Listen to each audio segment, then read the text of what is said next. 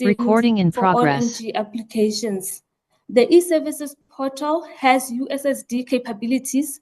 This is a structure that is able to send updates notification to applicants either via email or SMS throughout the duration of the application process at every stage of the process.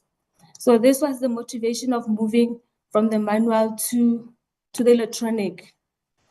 Zooming into the work streams that were funded through the open call, the first one is cultural events. In this work stream, we were supporting large and small scale, local, regional, and national events that promote the arts, culture, and heritage, while at the same time contributing to local economic development, job creation, and development of audience. We were awarding the maximum of 2 million per grant per beneficiary. In this also category of cultural events, it wasn't only through the open call, it did also extend its support to provincial and national flagships, the other two work streams of MGE. To the next slide, public art. Under public art work stream, we supported projects that aim to beautify and promote the use of public spaces, to promote participation and enjoyment of the arts at our community level, while at the same time, once again, providing employment opportunities for the practitioners. Mostly in this work stream is your visual artists, but all other sectors as well. The maximum grant amount was 500,000 per grant per beneficiary. Touring Ventures, in this work stream, we supported opportunity for our national treasures, our creative outputs to be viewed, participated in, and enjoyed internationally and locally. The aim of supporting foreign ventures is to support projects that go out to explore new markets for their own products, while again, at the same time, creating opportunities for cultural and creative practitioners, work opportunities. Under Touring Ventures, we provided a maximum grant of 1 million per grant per beneficiary. In the next slide, we then offer comparison of the open call from the year 2017-19, when it was still a manual process. In those days, it was done through post or hand delivered to the department. And in that first year of 2017-18, there were 386 applications received. In the following year of 2018-2019, still in the same manual process of post and hand delivery, 1,060 applications were received. Then in the 2019-20, as I spoke to, the electronic system was introduced. What I refer to there as a full open call, it means that you just open the call and you call for proposal of any kind, as long as they are in the sector. In that year of the electronic system, the first year, there were 1,298 applications received. The following year, 21-22, through the same system, there were 3,694 applications received. However, in 2023-2024, there was now a strategic decision made to rather create a more targeted call, so for more impact. So the call was no longer open, it was targeted towards a specific kind of programs, it called for specific type of programs. With that targeted call, there were 1,321 applications received. With the 2024-25 financial year, still with the targeted call through the system, there were 1,587 applications received. There is a year that is missing, the 2022-23, because in the 2024, it was during the time when we're still recovering from a COVID-19 pandemic, and there were quite a high number of projects received that overlapped into the following year. With MGE Open Call, we have also now developed a tracker, so we can be able to see at any given point where the projects that have been approved are. The first one, the first financial year that we are providing information on is 23-24. In the year 2023-24, there were 176 applications that were received. This was across the three work stream: cultural events, touring ventures, and public art. Out of all those 176, there were 4 that were withdrawn or declined. Usually This happens when an individual perhaps declines the grant for whatever reason they might have. Perhaps they would have received funds from another funder, or they have challenges with their compliance documents, perhaps SARS and all other matters. Then the projects are either withdrawn or they decline. In that year, there were 4, 3 from the cultural events work stream and 1 from public art. The number of first tranche payments that were paid, 60 reports being received in the financial year, and reports that were received and were compliant and could be paid, the second tranches were 146. Which means the first tranches that were paid in 23-24 amounted to 94,287,000. The second tranche is 9,220,000, totaling 103,508 million rands. As you can see the figures there, because there were other people who had not reported, they were then deemed defaulters and they were sent default warnings and submitted to our legal services to follow up. However, those who have submitted reports and are still working on their reports, they've been rolled over to this financial year, and there's 15 projects to the value of 840,255,000 rands. In this financial year, past financial year that just ended, 24-25, we had 102 projects that were approved, 2 were withdrawn, and both were cultural events. We paid a total of 100 first tranches, 93 of those reported, 79 then subsequently received their second tranches and closed their projects. We paid second tranches of 62,892,000 and second tranches of 5,510,000. At this point, we have 21 projects that have been rolled over to this financial year as well that will still be paid. The performance of the 2025 financial year to date. In the initial open call, there were 2 work streams that were called for. One of those was touring ventures. The touring ventures process was seen till the end and projects were approved. And the number of projects that were approved were 19.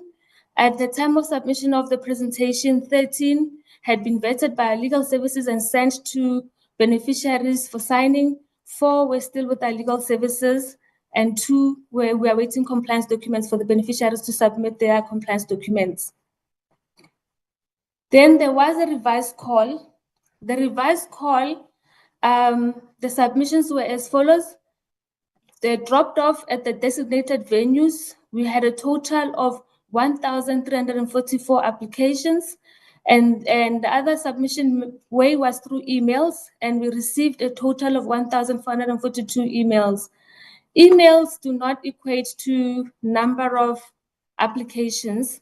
The reason being that, for example, one applicant can perhaps send their 1 applications, dividing it into 5 separate emails. So you'll have 5 emails when it's 1 application, or you will have people submitting the email more than once. Perhaps there were technical glitches or something, then they submit a number of times. So these that were received are just emails, the 1,442. Now, briefly to talk of the 2 calls, the initial and the revised call. The initial call for 2025-6 opened on the 8th of November and closed on the 10th of January. This was following a month-long extension. This call was different from all the other previous work streams that I have spoken to, the 3 work streams. It only had 2 work streams, which was the cultural and creative industries and tourism ventures. The cultural and creative industries is broader, therefore it was able to then consume, not necessarily to replace, but cultural events and public art work stream were also able to find expression in their cultural and creative industries projects. A total of 2,160 applications were received. 279 were touring ventures, of which 19 was approved, and 1,881 were cultural and creative projects. The objectives behind the changing of the work streams were because the attempt was to broaden the work stream to include a diverse range of programs, because previously it was just public art and cultural events. But in this case now it was able to be broadened across the clusters, the 16 clusters that have been identified. But as I indicated, Chairperson, the cultural events and public arts are able to find expression in the cultural and creative industry projects. The timelines for the initial call, the minimum duration of a project was 6 months and the maximum was 9 months. So we're looking at longer time frames than what was before, which used to be your one-time or short-term kind of projects that happen once or over a few days. These ones had to happen over a number of months. And the aim of that was to keep the industry continuously vibrant and active, but also to provide an opportunity for innovation and experimentation within the cultural and creative industry. Part of the reason of reviewing the work streams of MGE from the initial ones of the three was because there was a review that also took place. In 2022, the strategy, MGE strategy, turned 10 years old, and SACO was then commissioned to review the strategy over the years. The report was issued by SACO in April 2023. In that report, SACO does lament that MGE does contribute to social sustainability through social cohesion, job creation, audience exposure, and development and training. But also in this report, there was a proposed ecosystem, a resilience funding model to fund a diverse and complex sector, because the sector is diverse and complex. And it does identify that there's a need for funding from government, but also organizational funding, private funding that include capital funding, collaborative funding, crowdfunding, and self-funding and earned income models. So this report does speak to a need of an ecosystem and a resilient funding model that incorporate funding from various sources.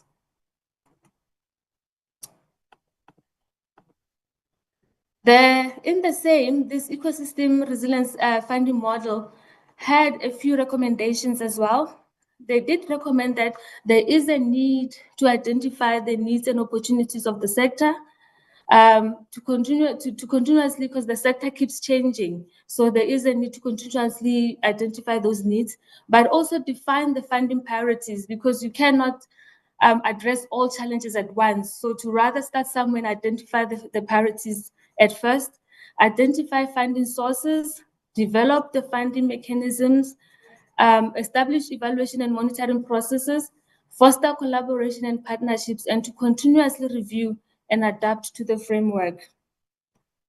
Where are we with those proposals? I think one of the key components that comes from those recommendations of identifying the priorities, there was that done by the formation of clusters. Initially, when the initial call went out, there were the following clusters. There were 17. They've since been refined in collaboration with the sector. The first one was the theater, with musical theater and opera together. The second one was your puppetry, mimes, and improvisation. Then 3 was dance, all types of dance forms. And number 4 was the exhibition, events, technical services. This is for the technical sector. And then there was 5 and 6 were music, because music is big. It was divided into 2. The first one was the mass participation and community-based, your choirs, your brass band. And then it was the modern. By modern sound, it doesn't mean the others are not modern. It just means there's a particular sound. So the definition of modern is reference to a particular sound. There will be your rock, your kwaito, your hip hop, your bacardis, and etc.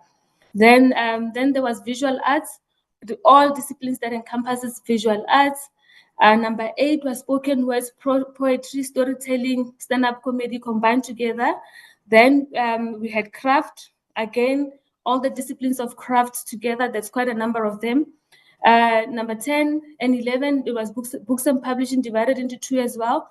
The one is for the content and development and creators, and the second one is for the manufacturers and the distributors.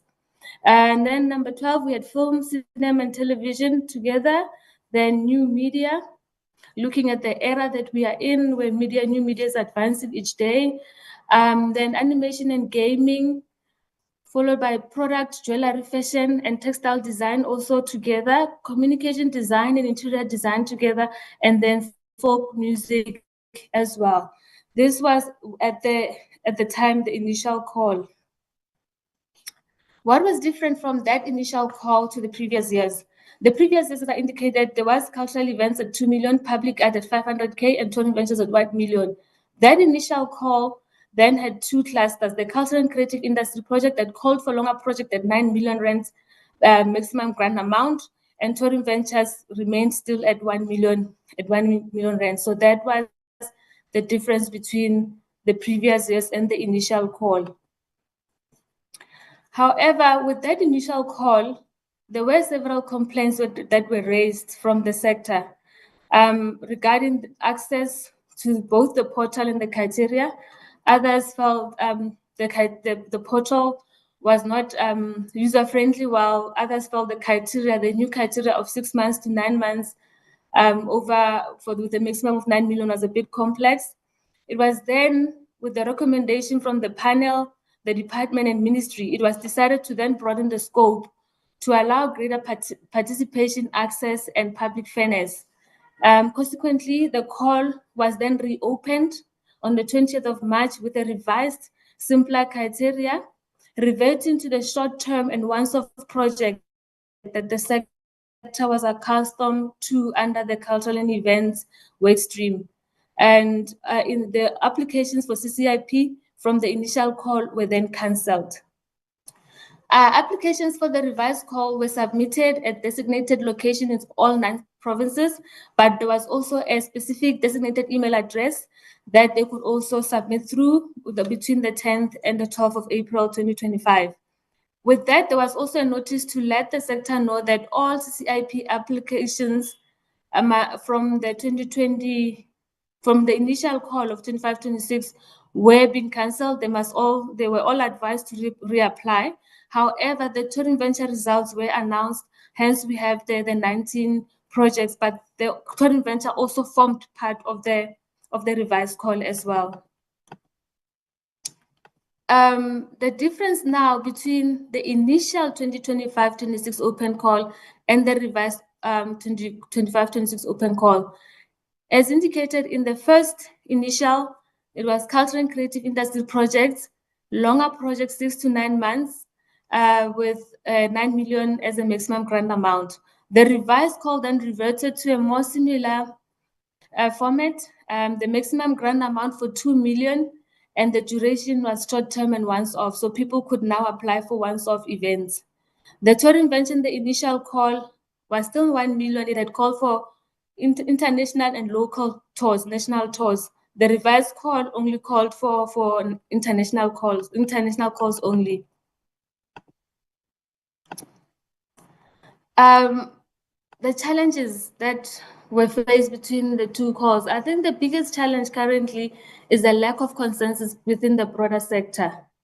During the initial 2025-26 open call, complaints were raised against the portal and the newly introduced criteria, citing both that I said the challenges, the access challenge and the criteria being complex.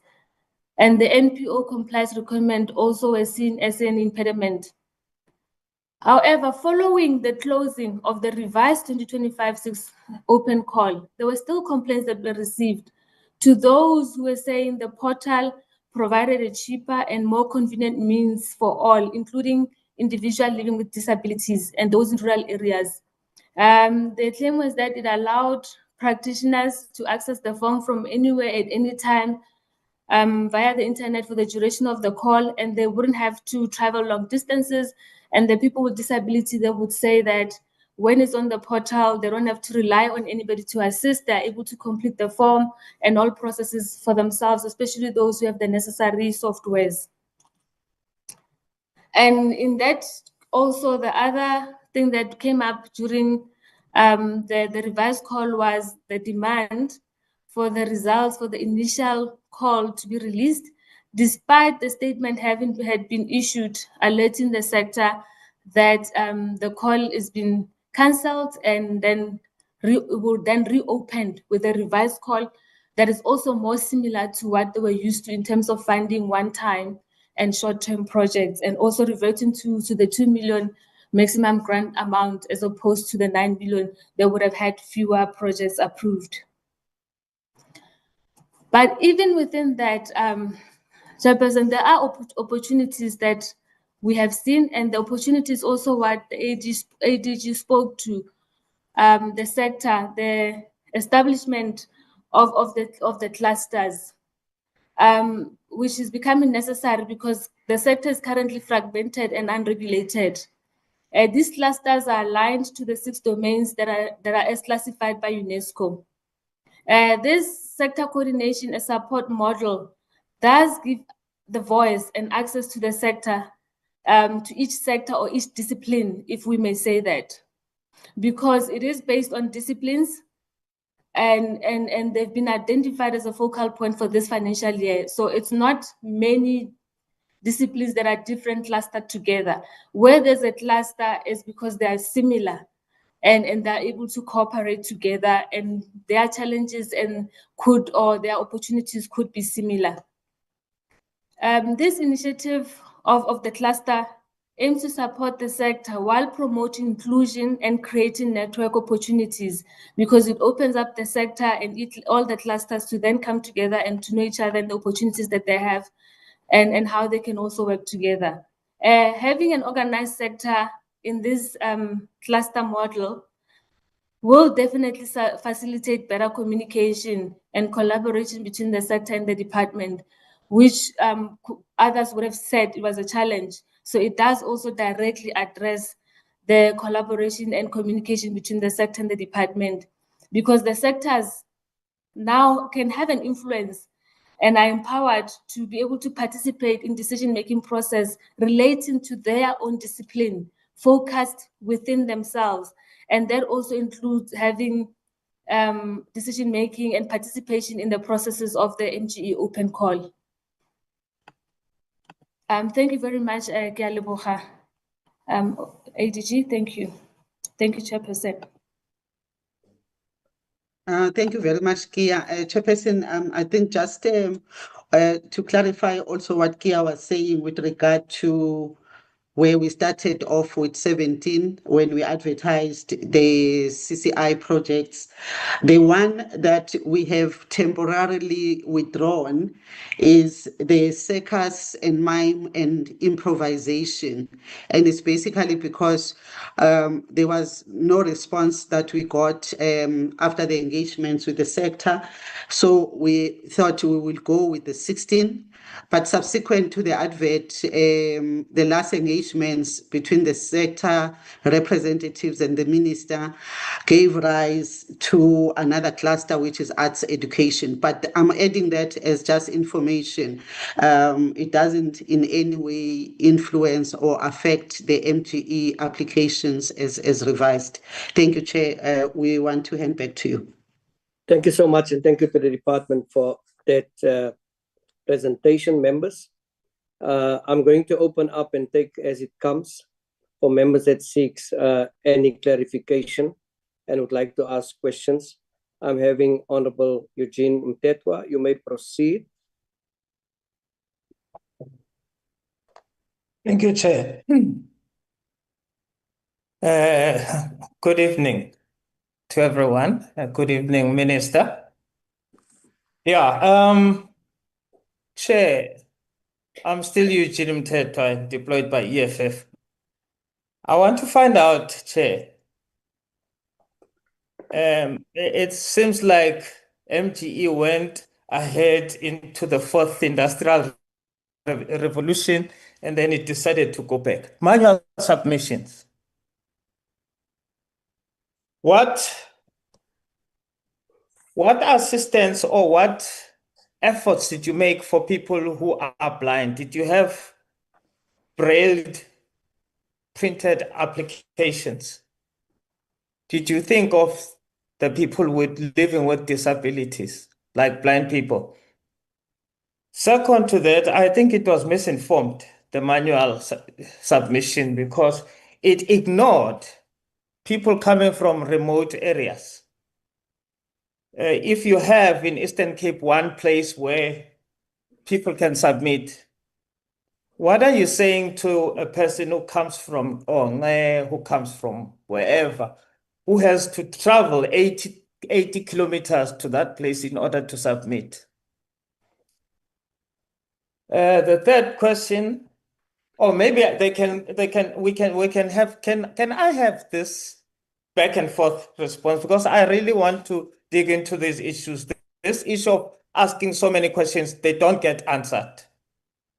Yeah, I agree, Honorable Mtetwa. Maybe if they can respond to the efforts being made on assistance, the issue of disability, as well of the concern of misinformed formation pertaining to rural areas. Those are the three issues. Thank you very much, Chairperson. I'd like to respond to the question. The issue of manual submission was seen afterwards to be having the problems as outlined by the Honourable Member, which is why, as we indicate in our presentation, we then allowed for emailed applications. The presentation does indicate that there were manual submissions and centers that were made available at the or were informed or included in the advert, but the inclusion of emailed application was in recognition of the fact that the issue of access and people having to travel it for 80 or more than 80 kilometers, as the Honourable Member indicates. We are not at the stage we need to then indicate that our forms have got a braille format, and we'll take that as an enhancement in terms of how we need to improve going forward. At this point in time, we do not have forms that are in braille, Honourable Chair. Thank you.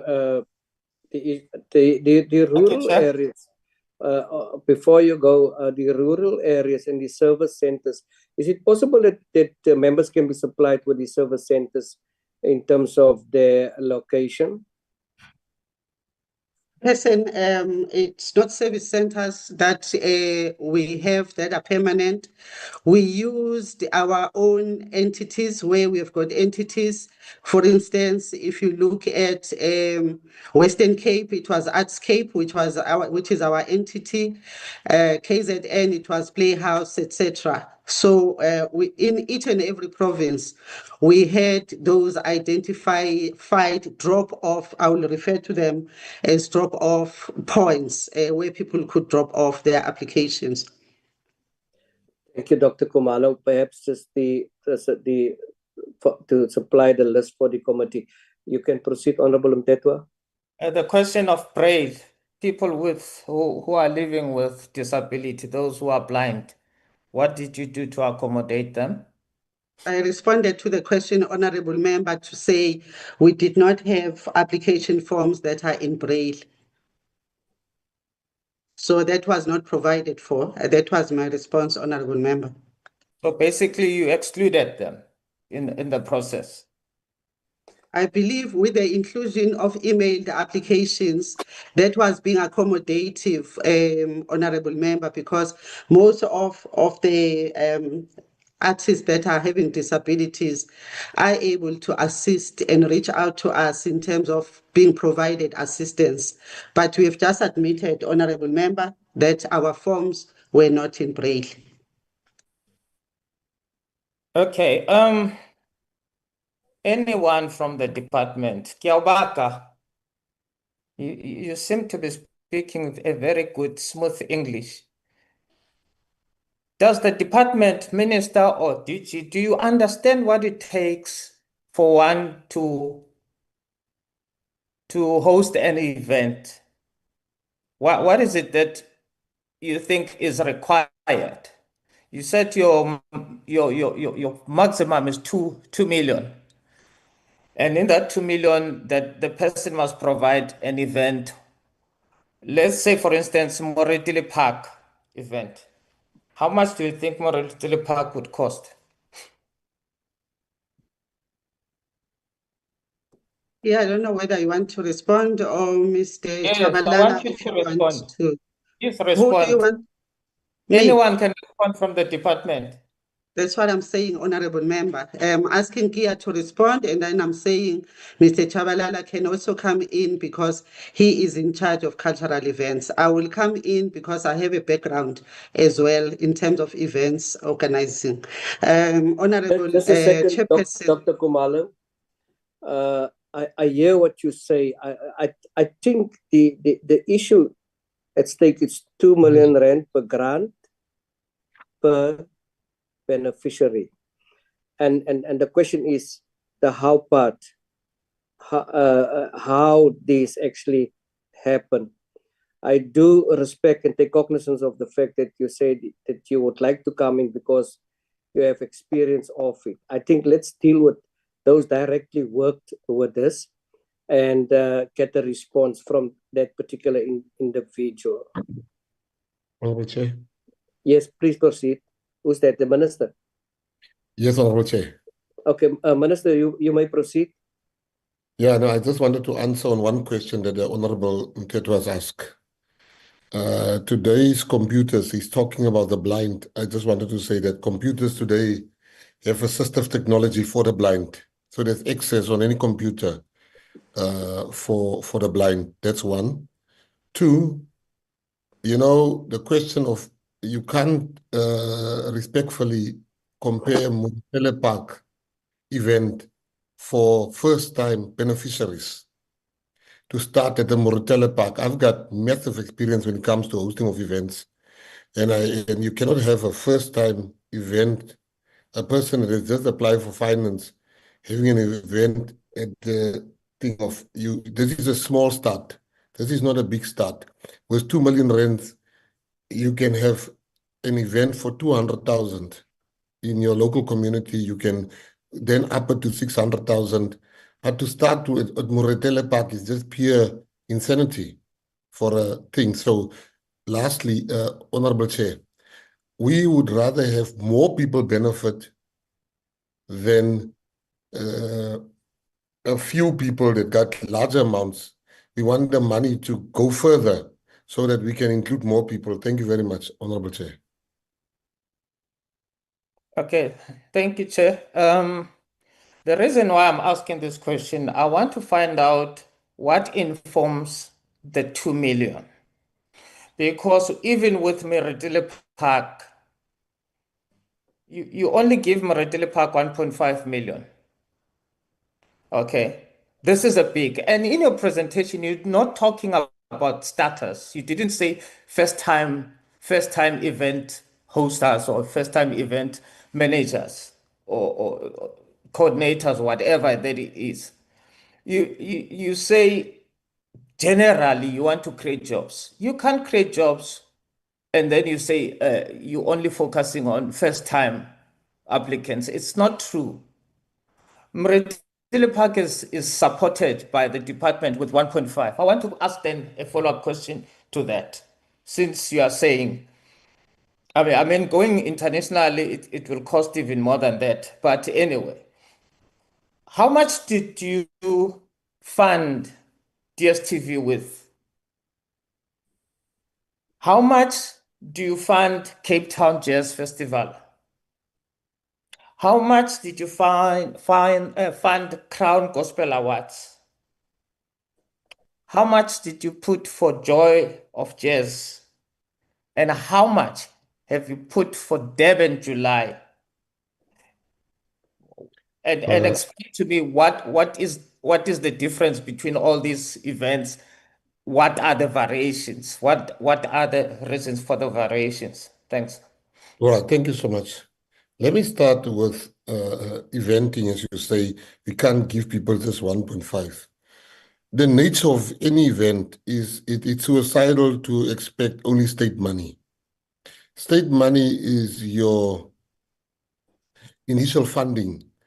Surely there must be sponsors that you must go and see, because once the state has sponsored you, it attracts other sponsors. When you bring artists, you bring sponsorship with. So this is not 100% the money we expect. We expect people to become free of state money. That's the first one. The second one is I have the Cape Town Jazz Festival, in Durban, July, and I've given an order that we should take that money that we used to sponsor this big events with and give it to the, I would say, the small guys, for a lack of a better description. So as far as I'm concerned, and my instructions is gone, particularly with the Cape Town Jazz Festival. No cent should be given to them.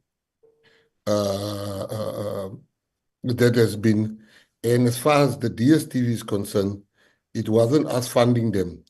What we have done with DSTV was, because it's one of the most successful events in South Africa, we said we want a special stage where we can put artists there, 10 artists that has never had an opportunity to perform. But the things you spoke about, Crown Gospel Awards, I think it was already agreed, if I'm not mistaken, when I came over as the minister. It was a long-standing arrangement. So maybe the DG can add, the acting DG can add the others, but I remember specifically I said the time is over when we should support for 40, 30, 20 years the same big eventing companies. Thank you, Honorable Tetwa. Maybe I the DG can... requested the figures, Minister. I didn't I request told you, explanation of what you are intending to do. I all right, requested Cape Town all the International figures. Jazz Festival, nothing. We gave DSTV 1 million, I think, for the 1 million rent.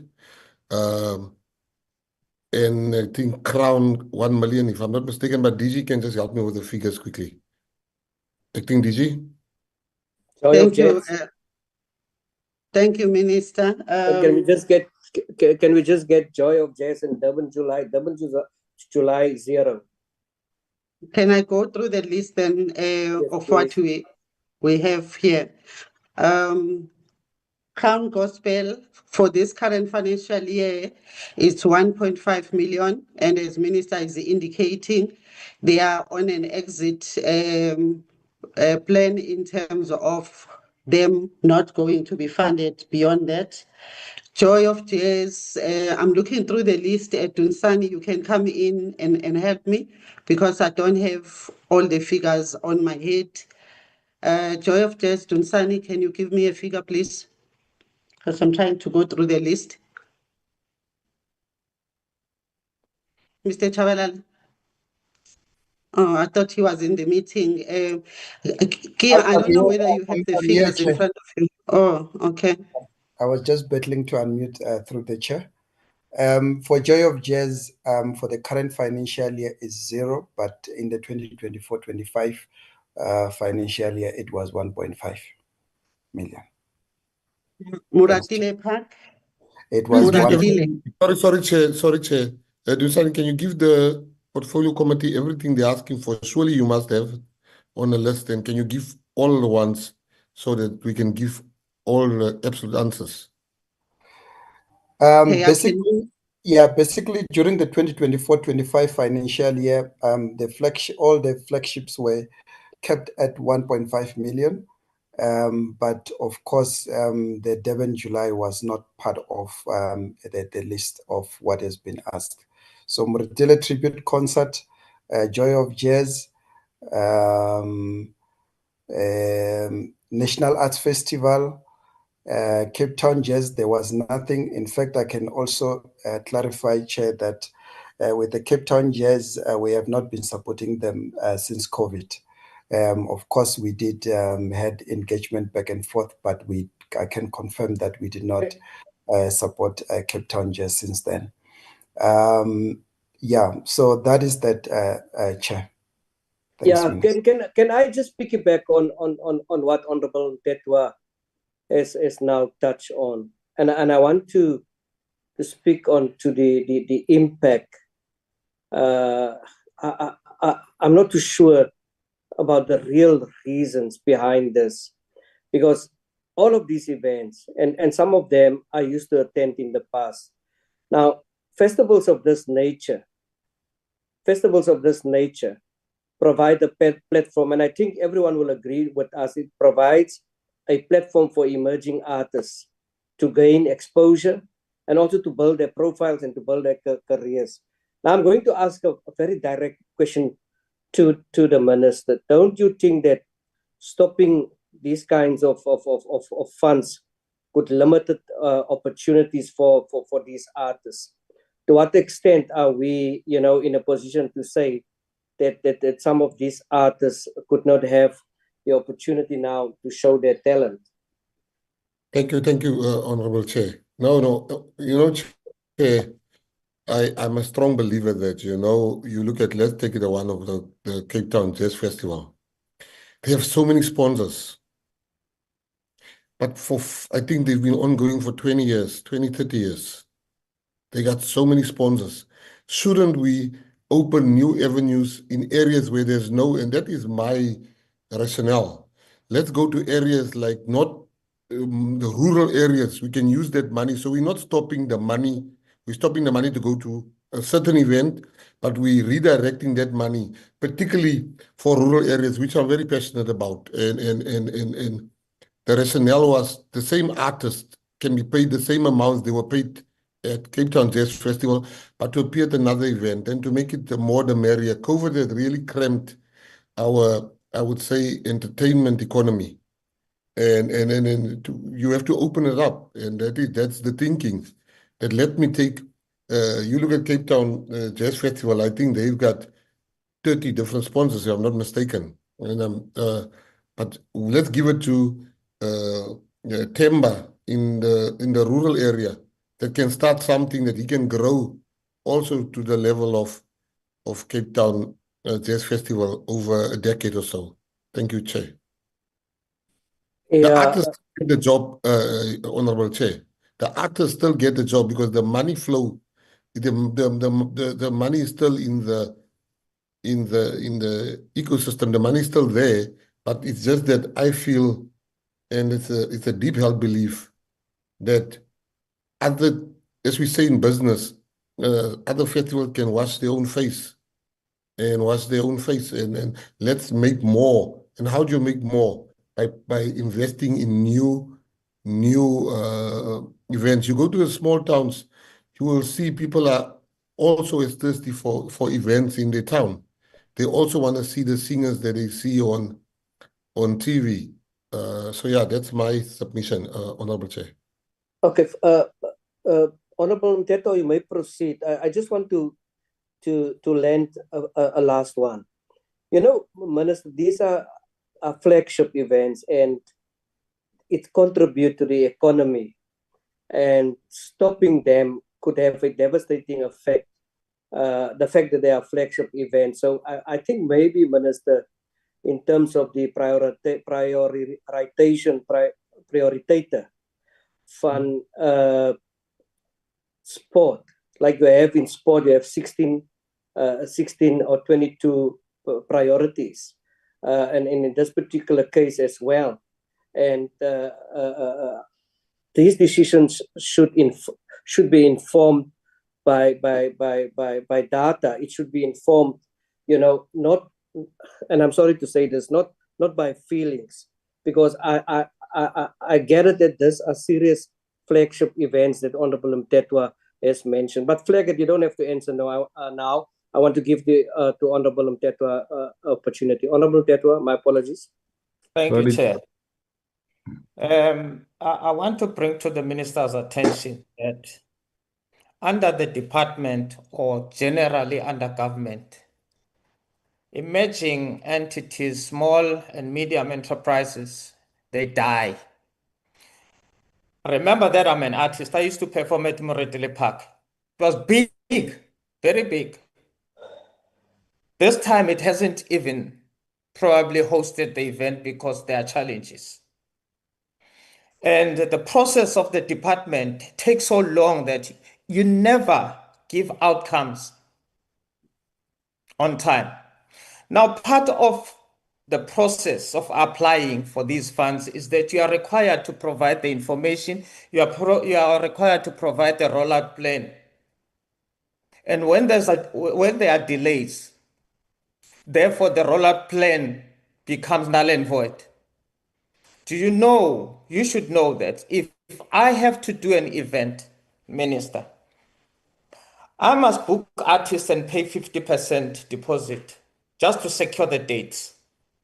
And I commit myself to these dates because the application requires me to give specific dates of what would be happening.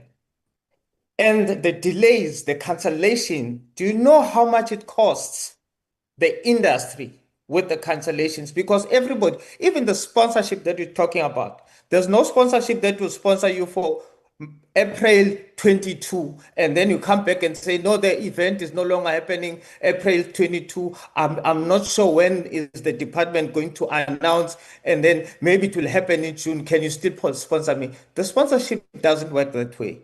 They work based on dates.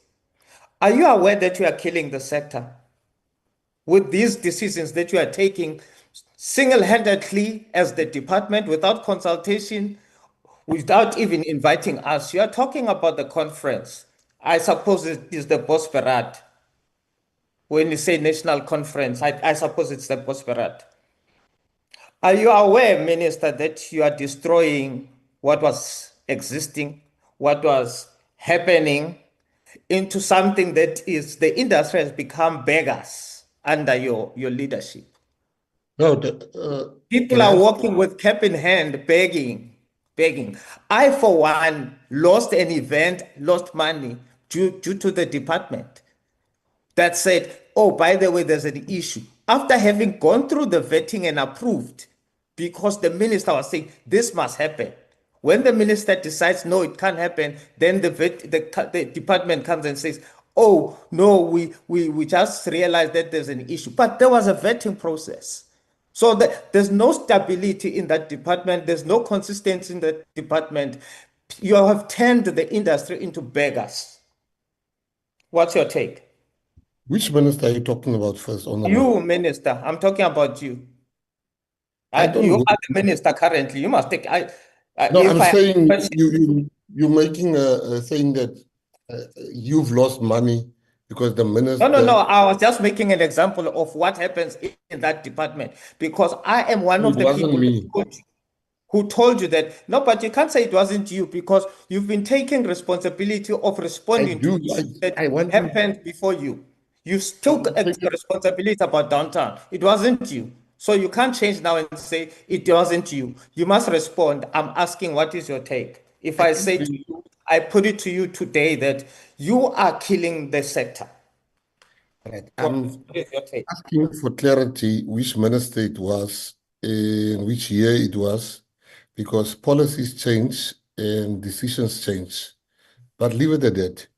You speak here as if the actors of South Africa prior to me arriving, you guys have been living the la vida loca.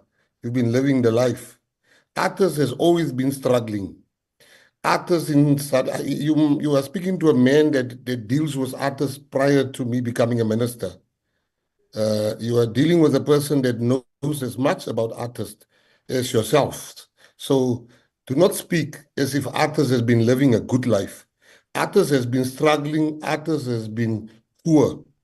What our administration is doing, it is changing the way things has been done previously.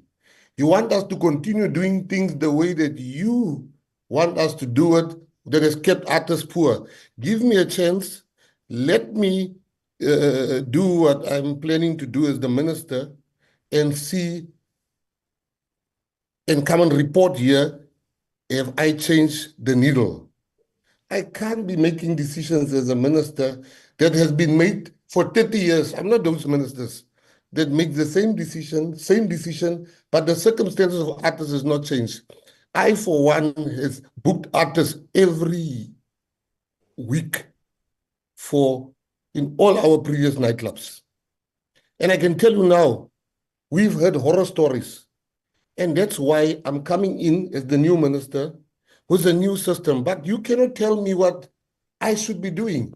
You must do oversight over my decisions and say, was my decision corrupt? But you cannot tell me as the minister, I'm the executive authority. You're the oversight authority. I am the minister. Let me come in with my strategy of how I think. Because now you're saying to me, for instance, No, event can't go on. No business should depend on government money alone to survive and to sustain themselves after 20 years. No business. It's not good business sense. Honorable Mtetwa, I am saying, as the Minister of Sport, Arts and Culture, I have a plan together with my team of how we want to change the plight of artists, that artists should not be beggars like they have been since I've been born. Artists has been beggars. The late Brenda Fassie. Thank you, Minister. Honorable Mtetwa, I'm going to give you another opportunity. I am first going now to give an opportunity to Honorable Bilankulu. Honorable Minister, I Just think last also, question before, so that I don't lose this context. okay, before you go, I'm going to give it to you. I think what Honorable Mtetwa also addressed, Honorable Minister, is the partnership. A partnership with the committee itself, a partnership with smaller events and well-established ones. I think that is where Honorable Mtetwa is going to. And finally, without sounding like this is a threat, at the end of the day, it is this committee that must approve the budget, and we'll have to work with this committee. Honorable Mtetwa, I'm going to give you a final bite, and then I'm going to ask Honorable Bilankulu. Chair, through you, we can't operate like it's a trial and error. The minister doesn't consult. He takes decisions abruptly. You see, we can't have a situation where we are trying, and when we find that, oh, we have erred, then we say, oh, let's leave it. Let's go for another something else. There's a duplication. For instance, this thing of sector clusters, I've been constantly saying, sports is organized under SACO by an act of parliament. We had a problem with the accountability of organizations like SIFSA, because the department was saying, no, these are not our entities, so we can't do much. Okay. Now you are coming with another feature that is not, I want to ask, what act or what legislature or what regulation informs these clusters that you have created? And what are you saying about SIFSA that is going to coexist? Because in my questioning previously, you said you're not going to abandon SIFSA. You're not shutting down SIFSA. You've just shut down downtown. You have no plan what you're going to do. So should we go? I mean, we had promoters for many years. There's an association of promoters. I'm sure you didn't consult with the promoters. You are now taking things back into the department to be the player and the referee at the same time. You are creating duplication at the expense of the public purse. 30 million, 32 million that you are going to avail for the clusters. So that is why I'm saying you can't do things and then say, oh, no, we shouldn't have done it this way, but the money is gone. And that's what we are guarding against, Chairperson, that the money should not be used to try an error and then at the expense of the taxpayers' money. Now, I want to find out, this 32 million, since you are saying you are the executive power, where is the 32 million coming from for the clusters? And for 2 million each. And what can you say about in the list of these board members that you have put? You have allowed these ones, you are in control of it. This is your project. You have people listed in your boards of these clusters that their entities are currently being investigated by you. You have forensic, you have spoken publicly bad against them, but you have them in this board to do what? To govern the industry. Why are you not moving for a governing body by an act of parliament that will be responsible, that will be accountable to the department, accountable to the parliament? What is it? Is this what you want to do, try and error? Moretele Park is a festival that used to nourish. Is it still nourishing So I'm saying don't kill things that were there, improve them. Those that you know that they could work, improve them. There are those that you need to indeed investigate. But I am asking you, my question, where are you getting this 32 million from? Who approved this 32 million? Was it part of 2024, 2025 program, or is it an intended program? And Minister, then also the issue of Durban July, how much? Because you didn't respond. How much are you giving Durban July? Minister, We- you may kiss the bride. Thank you, Chair. Thank you, Chair. We did respond with Durban July, number one. We said Durban July didn't get a cent.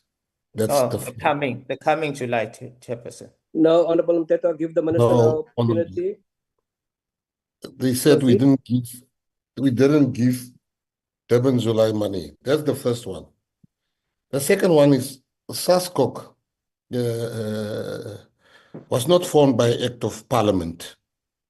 You know, it's easy for you. I've seen throwing things around that's non-existent. Earlier, you said that downtown it's a heritage site. I went to go check. It is not a heritage site. But leave it at that. The trial and error. When you say error, where's the error in this new plan? You want me to fund things that you want us to fund. I will never do that. One. Two, you say there's trial and error. Now, where's the error in the new sectors? The sectors, I stake my name and my position on the plan that it will succeed. If you have, if you've been accused of stuff, so I should just exclude you because there's accusations against you. I didn't choose the people there. It was a peer-to-peer. I don't even know the people that has been put on these clusters. It was them that decided who should represent them. They decided. The money comes from the budget, what we want to streamline. And now if you talk about Muratele Park, as you say, if it is so successful, why can it not operate without the government? I am trying to move artists away from the waiting for government mentality in order for them to look after themselves into an entrepreneurial. You can't be a successful artist. You wouldn't get artists you get artists that's 20 years in the industry that still depends on government. The industry is not opening up because the artist that's there for 20 years like yourself, you're still depending on government. Now, I'm trying to change that. I'm trying to change that totally. I'm trying to open up this industry. Can you please refrain from saying I'm depending? I don't depend on government. Please. You said, must I close your stuff? I'm talking about what you said. You said the minister has closed. So you use yourself as an example. But let's leave it at that. I'm just doing what you did. Artists, great artists with great music are still dependent on government. So there's a flaw. The flaw is that our artists in this country, it is the system that's against them. They have the talent, and we got to change the system, and that's what I'm trying to do, Honorable Mteto. Now, you can't say it's error if it's a new thing. Give it a chance to prove. And I don't do the personality thing. Some of the people that's in the clusters marched against me. But I'm not going to now turn around and say, because you march, you're not getting and stuff like that. It's a transparent process. It's an open process.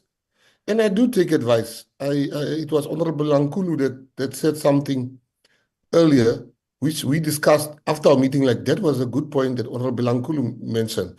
The chairperson has many times said to me, no, I'm a person that really listens, even to yourself. So, but I cannot sit here, Honorable Chair, and have this plan we worked on, we workshopped, we are ready to execute, and then I'm going to hear it's going to fail.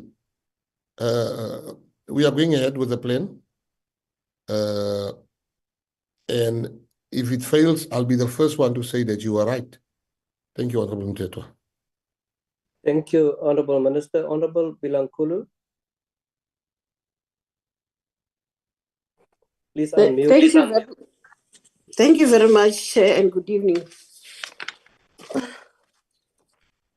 Chair, I've got only four questions. What specific consultation process were taken before introducing the CCIP workstream, and why did this fail to identify sector concerns? My question number 2 goes like this. What are the financial implications for cancelling 2,160 applications, including potential legal liabilities and administrative costs? My third question, Chairperson, is what progress has been made in implementing the SACO review recommendations for ecosystem funding diversification? Number 4 or second last, how will be the department measure and report on GE's contribution to job creation, skills development, economic growth, given the apparent absence of comprehensive impact assessment frameworks? The last one, Chair, you know, hey, I can see the look. Chairperson, I just want to check with the Honorable Minister and the department about the Provincial Department of Arts and Culture. Because we seem to be having a lot of problems in provincial or local areas. I can cite one example. With this Mzansi Golden Economy, I don't know as to whether they have enough time before they open for calls to have interaction with people on the ground, because in most cases you'll see same people or same organization or same entities participating in these golden games. I don't know whether it means that they are failing to get new people when they open for calls, or the new ones, they fail maybe because of the standard that has been set, that when you qualify or to be taken as new calls, it's when you do 1, 2, 3. I don't know. Can we be clarified? And I don't know, again, you know, when there is this time of this Mzansi Golden Games, you will see a lot of officials in tracksuits, in bags, and whatever. I don't know whether the spending by the department, it matters most. Maybe if they spend, let me say, for instance, maybe if they spend for the committee members, but when it comes to officials, you will see them that they're on suits, and that one have got the emblem. It can show to you that this has been bought by the departmental money. How do you account for that money? Is there the money that is set aside specifically for those things? I'm not talking about the players now, but I'm talking about officials. Thank you very much. Chairperson, I also have 2 recommendations. One, the department should immediately establish a multi-stakeholder task team, including representative organizations, to rebuild consensus and trust through genuine participatory governance. This process should include a comprehensive review of funding criteria, application process, and support mechanism based on extensive sector consultation. The last one, Chair, the government should accelerate implementation of the SACO review recommendations, particularly regarding funding, diversification, and ecosystem development. This requires developing partnerships with private sector actors, international development agencies, and other government departments to create a more resilient funding environment. I thank you, Chair. Thank you, Honorable Bilankulu. Please take note of the recommendations, professional staff. There are 7 questions. I'm not too sure who's going to deal with it. Please proceed.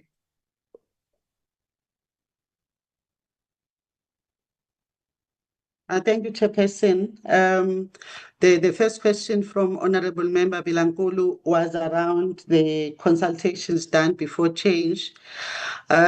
We had a session with the sector, which took place in August, and then again another one which took place in October with the sector representatives. However, we also did recognize the fact that when we talk representatives, we might not necessarily be reaching the length and breadth of the country and the industry, which is why upon the opening of the call, Honorable Member, we also opened up for information sessions through webinars. We had several of them during the 2-month open period.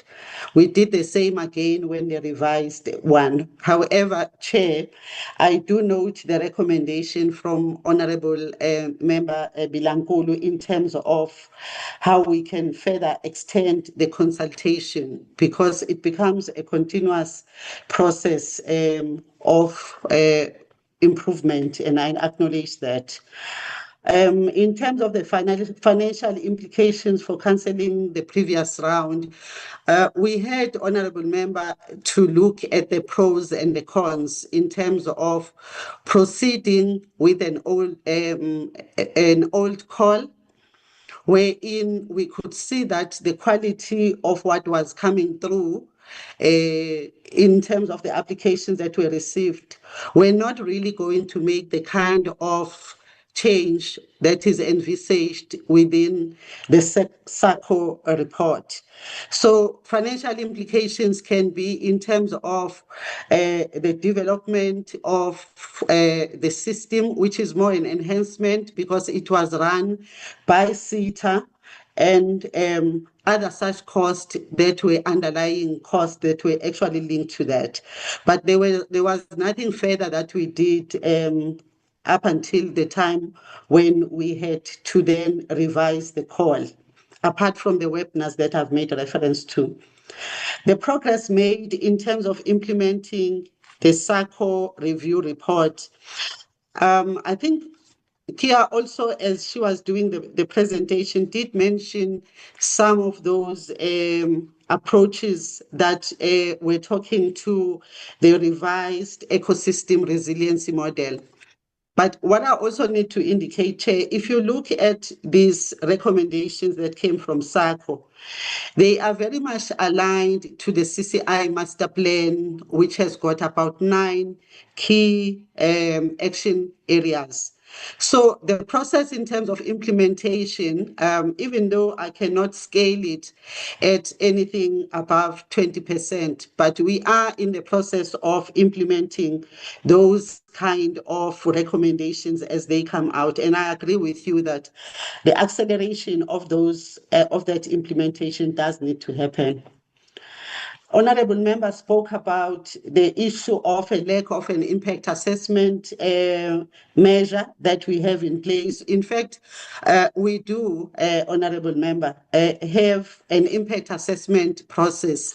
I think we have made reference in the past that periodically we do impact assessment, impact studies, but it is based on a sampling model. The approach is based on a sampling model where we actually identify the main areas, and we then commission an assessment based on those particular. Honorable member spoke to the issue of provincial departments, but also spoke to the issue of enough time, if I got your question correctly, that is actually made available. We do our best, honorable member. This is one of the reasons why when the call opened in November, it was to close in December. But to allow for more time for the industry to be able to apply, Minister then requested that we extend to January, also taking into account the issue of holidays, etc. So we would respond to the question to actually say we do our best. It's also one of the reasons, honorable member, why when we advertise now for applications, as compared to the previous years, we actually open applications in the previous financial year for the new financial year, just to allow that particular process, because we also acknowledge the fact that in terms of the verification process, the adjudication, the confirmation and the signing of MOAs, it takes time, which is why we started the process in November. Unfortunately, we had to then revisit and respond to the complaints from the industry. Indeed, honorable member, we have actually picked up a concern around same people applying. This is one of the reasons that Minister was talking to the issues of moving away from your established festivals, for instance, cultural events, because we believe they've got a higher potential of being able to get sponsorships because they have established brands. Unlike the new players within the particular space, be it in eventing or any other space that we might be talking about. MGE officials in tracksuits, etc. I wouldn't actually say so for MGE, honorable member. I'm aware, for instance, that we do not have any branded material that officials have in as far as MGE is concerned. What we have done, as you saw in our presentation, we have just developed a CI for MGE so that it is easier for recognition, but also for branding and marketing, etc. However, that didn't translate to any branded material for any of the officials in the department on MGE particularly. The recommendations I've indicated, Chairperson, that I do acknowledge and we've taken note of the recommendations, especially around the issue of multi-stakeholder teams and consultation enhancement, etc. Thanks, Honorable Chair. Thank you for that prompt response, and every question has been responded to. Mentioning SACO, in terms of, I take it for granted that they are data driven. What informs, the decisions when it comes to these kinds of data, with particular reference on the issue that has been touched on earlier by Honorable Mtetwa? And this is, Honorable Minister, through you as the executive authority, what we would like to see when we play our oversight role, what informs decisions. It is there, I think, where the committee play a role when it comes to guidance, or should I say advice, and finally some recommendations as well. I just put that in passing. I'm going to give an opportunity now to Honorable Kobani. I have noted that earlier on he does have challenges with his phone. It is Honorable Kobani and Honorable Molatsani, and then Honorable Daniels. Honorable Kobani, please proceed. I only see No. one interpreter. I'm not sure whether that interpreter is present for Honorable Kobani, but please feel free to change your gadgets. Please proceed. No, not cancer. Chair. Lexi xi endlaka ku ri minister va kuma ku ti-question to tala i ku vani a va tshami na hina hi plana or va plana na hina as a portfolio ya sports, arts and culture. That's why va hlaseriwa hi marito. Hi ku loko hi nga swi tivi ku ri va plana yini vona na department ende hina tanihi parliament hi nga byeliwi nchumu swo fanela ku ri va hoxa hi marito yo vava ku nga ri personal ku nga ri yini lexi mi hala ku xi vutisaka la stones to them. hi khome private meeting before hi pfula parliament this year. We had a meeting before we opened the parliament this year. ta hina hi nga ti-artist swa ku ri department yi ta hi nyika mali once off a year kuende hi dya every day. We said Why the thing that department this department is giving us money once a year, whereas we eat every day. Why can't they empower the artists to work on themselves? Because they suffer for 12 months and you give them for 1 day a year.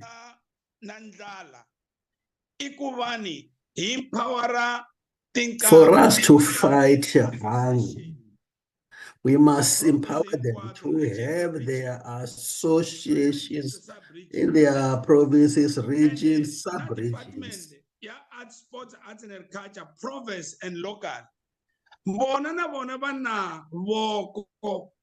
And this, the department also must have a hand to help. But the problem, they are not assisting. That's why when the national funding is opened, we all rush to get the funding. Because it one government. Why can't the national government and the provincial and why can't they work together so that when they provide this funding, they fund together? The problem is that you don't plan with us, you plan alone, and we end up fighting with you. It's okay. Because me reporter guy.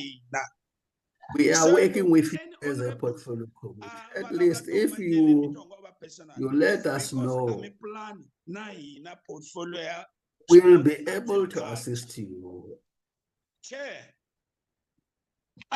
Chairperson, let's be honest. Our artists, this pirating has broken us. We are broke because of pirating. And also the recording companies. Now our artists are playing their songs in the tavern. But what we're asking, if the government can give our artists, give them the equipments, for example, the stage and some money where they can do these things on themselves. I will stop there. I will just pause for a moment, but I'm not yet done. Kobani, a response from the department. I'll give Honorable Kobani another bite at the cherry after the response.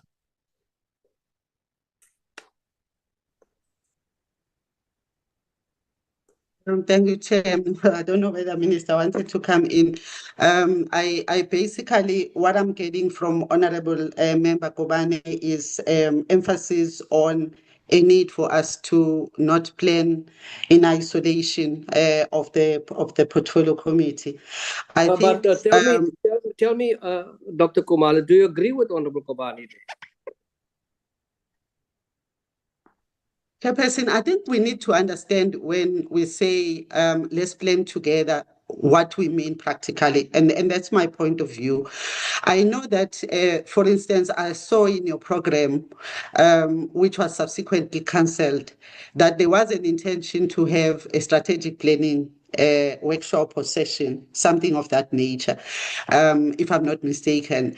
So I think for me, if we can be able to look at what practically are we talking about when we say, so that as a department, when we come here and we then present our reports, it isn't seen as something that is not properly consulted with the portfolio committee. For instance, the example of the strategic planning session that you were planning to have, which I thought would have given us an opportunity, Chair, to be able to come and present to you, take you through the programs, the history, the background, and everything pertaining to each of the programs that we have in the department and the plans.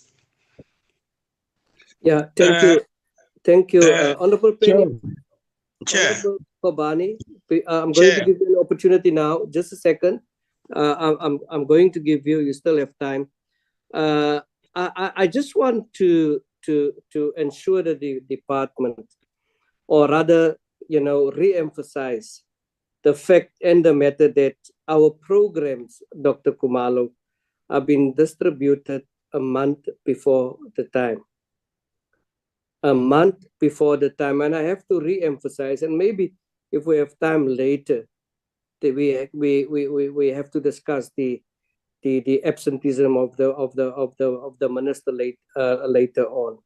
A month before the time we are giving it, and I must say that a day or an evening before our meetings, we receive apologies from the department. I just want to put that. Honorable Penny, you may proceed. I never get the answer. The way I've said, maybe the translation is not there. Maybe the translation was not okay. I don't know. We did have a meeting privately this year to plan, to say, to finish this problem, can we empower the artist, sound and stage, where they can work themselves every month? Because this is just happens once off in the 365 days. It's how to empower the artist. But it's not happening, and we never deny the department to come and share with us what they plan to have. We never deny that as a portfolio. I've said again, if minister he receive a hard weight from us, it's because they never plan with us. It's not about personally. Working together, unit is much better because artists are suffering 24 hours. We are millions of artists. Music is the drama, is a symbol of God. We are the messenger. If minister, he want to improve our sector, he was supposed to attend the march of the artist, to not fear them, be like a man, talk to the artist. Now artists, they are angry because they're undermined by the minister. Minister, I believe, is very strong. He's very strong. But there, he never been strong. Now the fire comes more and more and more. That minister is not good. But himself tell us that he's got a plan to destroy the poverty from us as an artist. I'm in the department, I'm in the parliament because I'm an artist. I represent artists. No one is against the minister. Minister, he just come now and be told information about the department. He doesn't have experience.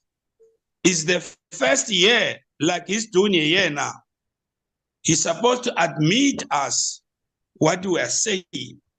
We don't hate him, but we want to work hands to hands. The information is in our hands, but we need to work together and work with the all artists. I told the minister what the legacy you are going to have after you leave this department. When we are talking about small shows, small event in the rural areas, we have association chair. It was always getting 500,000 a May Day, Heritage Day, and we were fighting to get that money. The association that I have 120 artists, but they were fighting for only 500,000, not getting cash. From 2014 until today, but we have from 2019, they never received nothing. If minister you want to work with us, with artists, he must not hide his ideas with us. Then we cannot be harsh on him. We're all human beings.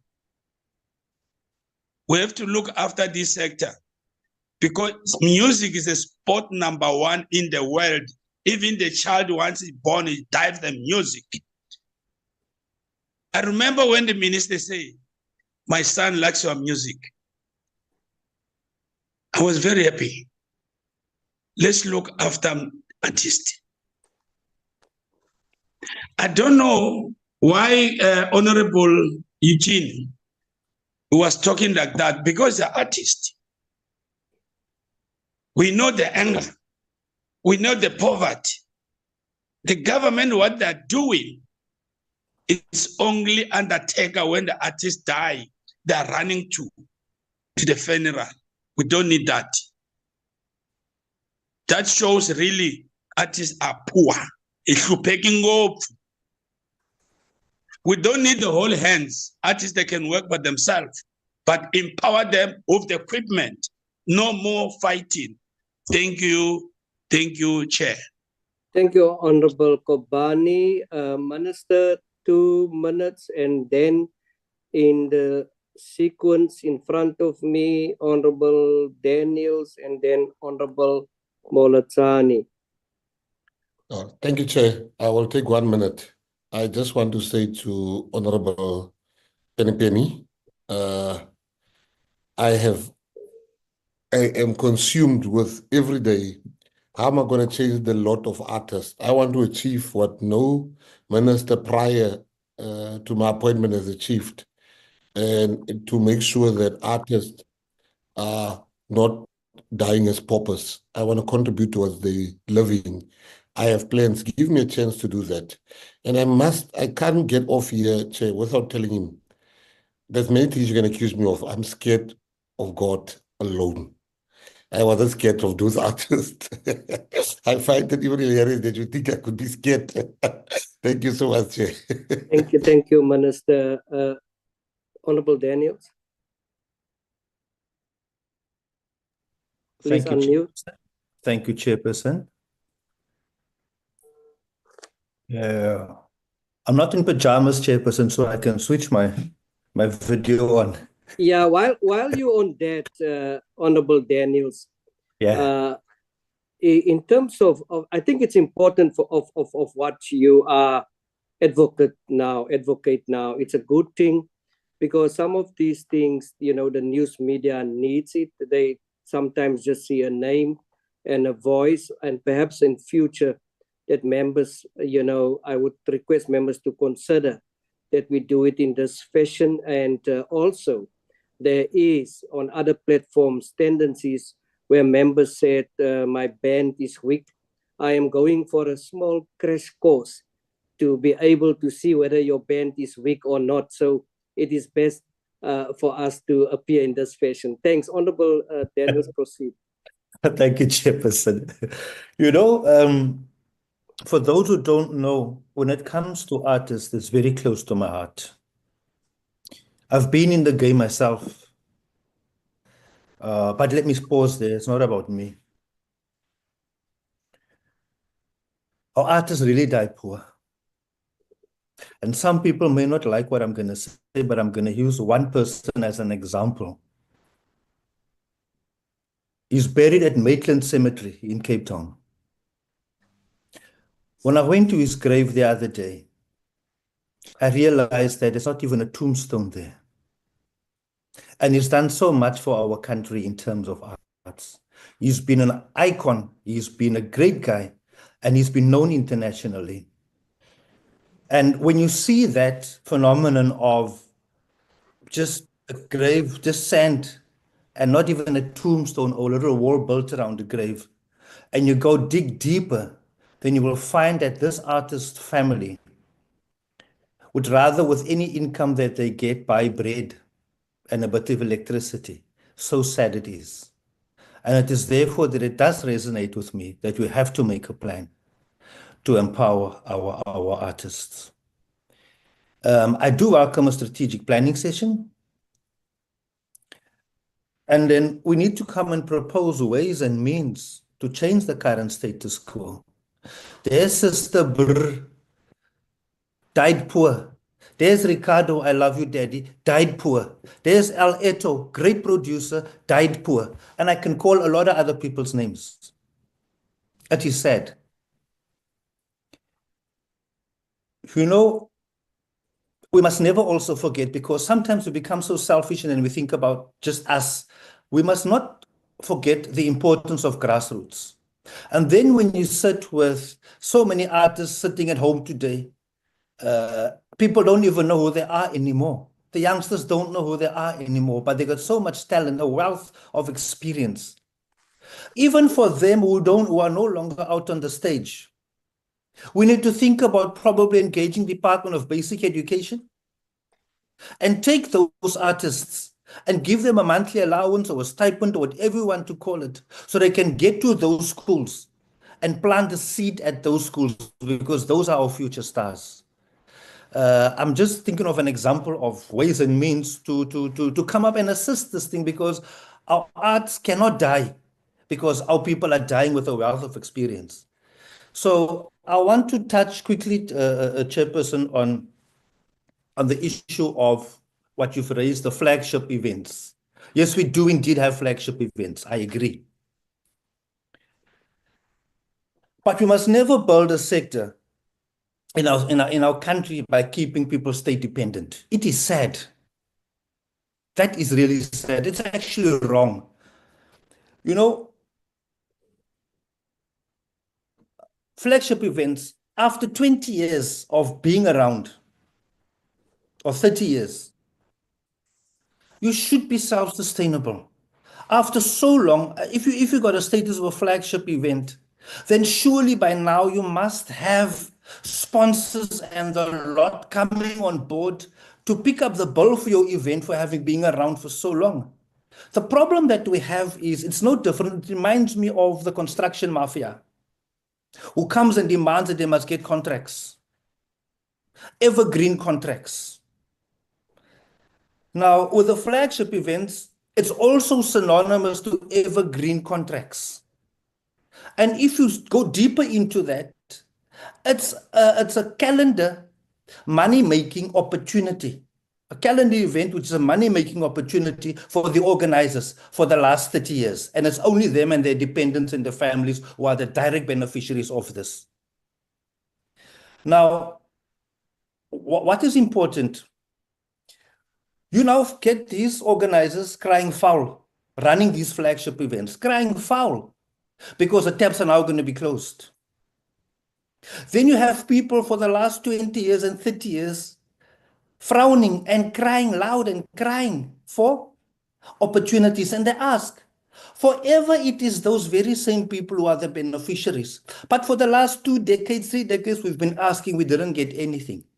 And it's on the strength or basis of that, Chairperson, that I say that those frustrated and marginalized, because they are marginalized,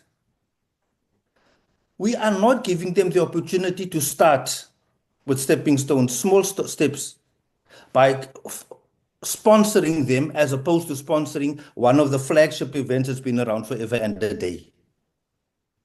So I want to conclude, Chairperson, by saying,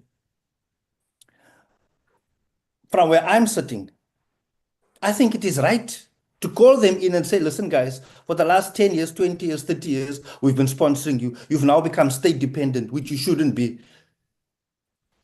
We are now going to bring other people so that after 3, 4, 5 times when they've held events, they can also now start becoming a flagship event. So let us please consider that, and let us not get our wires crossed. Because I serve on, like others, colleagues here, other honorable members, also serve on other portfolio committees. In other portfolio committees, there's decisions taken there where I serve by the minister. Then we call the minister in to come and account because of us not having executive authority, because of us having oversight authority. Then we call the minister in. And the minister recently was called in to come and account for decisions he took, and he never consulted with us. And we had him there and we dealt with the item or the matter for that case. So I firmly believe that we also need, I'm looking forward to the workshop, because in this morning session, Chairperson, you said you are going to call for a workshop where we can discuss the decorum, we can discuss a few things in the workshop. Let us also have this as an item so that we can understand the difference between us as oversight and a minister with an executive authority. I thank you, Chairperson. Honorable Molatani.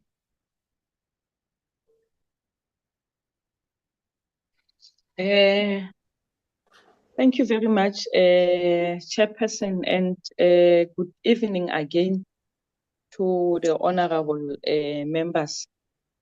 Chair, if you allow me to continue, I think I have two questions, Chair, 2 to 3 questions. Oh, it was a long day, Chairperson. Someone it's tired. We are very tired. Chairperson, my first question that I just want to check to the department. How does the department plan to rebuild stakeholder trust following the implementation crisis and ongoing protest action? I think that one, Chairperson, it can be answered by the department together with the minister. And when I add on it, I just want to check again with the minister regarding the march that happened recently, the march that happened in May. I just want to check with the minister, considering that there was a march by concerned creative practitioners. How far is the response to those marchers, a minister? And can we have the report back regarding the memorandum? What was in the memorandum, and how minister is going to deal with that memorandum? And then the other things that, remember, the same group did march to the ministers, not to the president office, and an official from the presidency came to accept the memorandum. Was that memorandum delivered to the minister's office after it was accepted by the official in the presidency, or is it still with the presidency office to deal with it, Chairperson? My last question, Chairperson, maybe I will come back again. What specific mechanism will ensure equitable access under manual submission system, DG, particularly for rural and disabled practitioners? I will pause there, Chairperson. Thank you. Thank you, Honorable Molatani. The Minister. I just want to say, Chair, it's not that I'm hiding. My video is not showing on your side. You have enabled it. Did I enable it? No, I think Yes, Chair. who is the I think on administrator? that one of the video, I will support the minister. I tried to open my video and it did the same thing that minister is talking about. I was embarrassed when I saw. I'm not the administrator. Professional staff. Oh, There I'm we back. go. I'm back. There, Yeah. there we go. So, thank you so much. Honorable Mletsani, thank you so much for the question. The memorandum is landed on my desk. It has been given to us from the presidency. Right. The first question you ask, that was the first question. The second question you ask is that, how am I going to fix stakeholder relationship? Honorable Mletsani, what has happened in this department? It was the same people getting millions and millions, the ones that were marching there. Millions. These people have made it their birthright to get money from the department. Some of them are corrupt to the core. Let me make an example. SIFSA got from national, provincial governments money. They can't say what they did with it. People die of, we've had artists committing suicide, which we all know, I'm not going to mention, but they committed suicide because of mental depression. While you have the Silapa wellness that must deal with those issues. And I'm not talking small amounts here, millions. You have SACO. SACO is for the youth. Go and see who's the youth there that gets this money, Honorable Mletsani. So wherever I go, and I say it very with all humility, when I meet artists, they are happy because they have never received anything. The one that has been receiving, because we've closed the taps. We've closed the taps. I am now, if you can count the people that were there, there was a handful of people that was there, with due respect. But we're still going to address the issue. But now people want the gravy train to continue. It will never continue under me. Not only they're trying to intimidate me not to do the audits and the investigations of what have you done with the monies. So there's no stakeholder crisis. There's a corrupt stakeholder crisis. People that has been getting money. It is the very people, Honorable Mletsani, that are marching now. What I am saying is very simple. We stop the tap. People are not getting money. When they get money, it will be very transparent. Very transparent. It's the new way.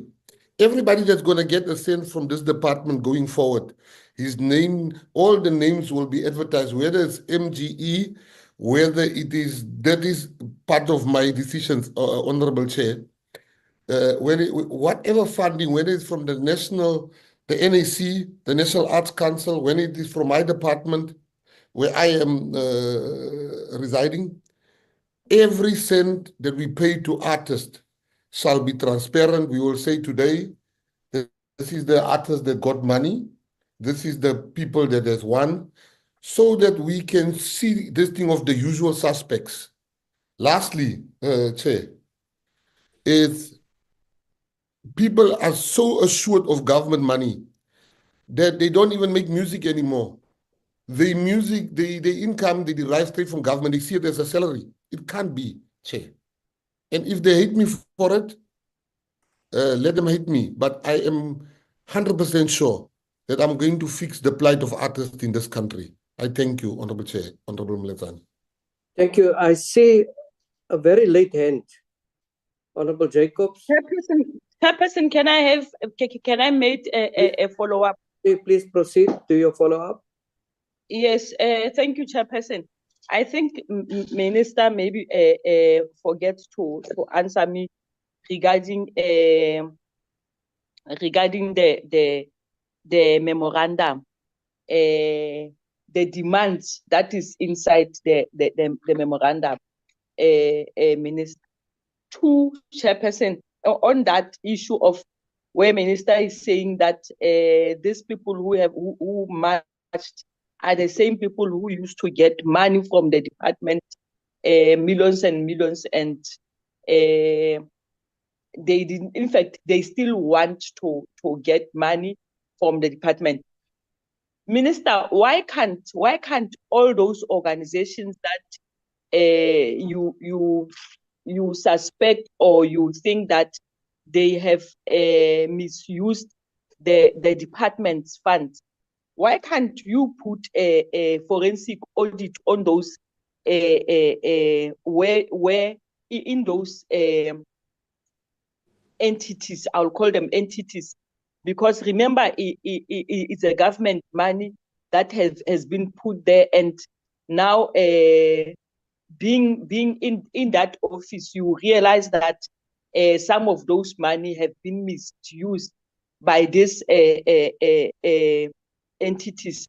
Why can't you put a forensic audit to go and audit all these entities, so that when next time when you came to talk about them, you can be able to point out that we gave Molotani this amount, and Molotani claims that he had a board in her organization. Unfortunately, she doesn't have a board, and that money was supposed to go for 1, 2, 3, 4, and it went straight into Molotani's pocket, so that we can be able to silence the unnecessary noises that is happening. Because at the end of the day, some artists who really are in need of those funds, who really use those funds towards what they've requested for, cannot be able to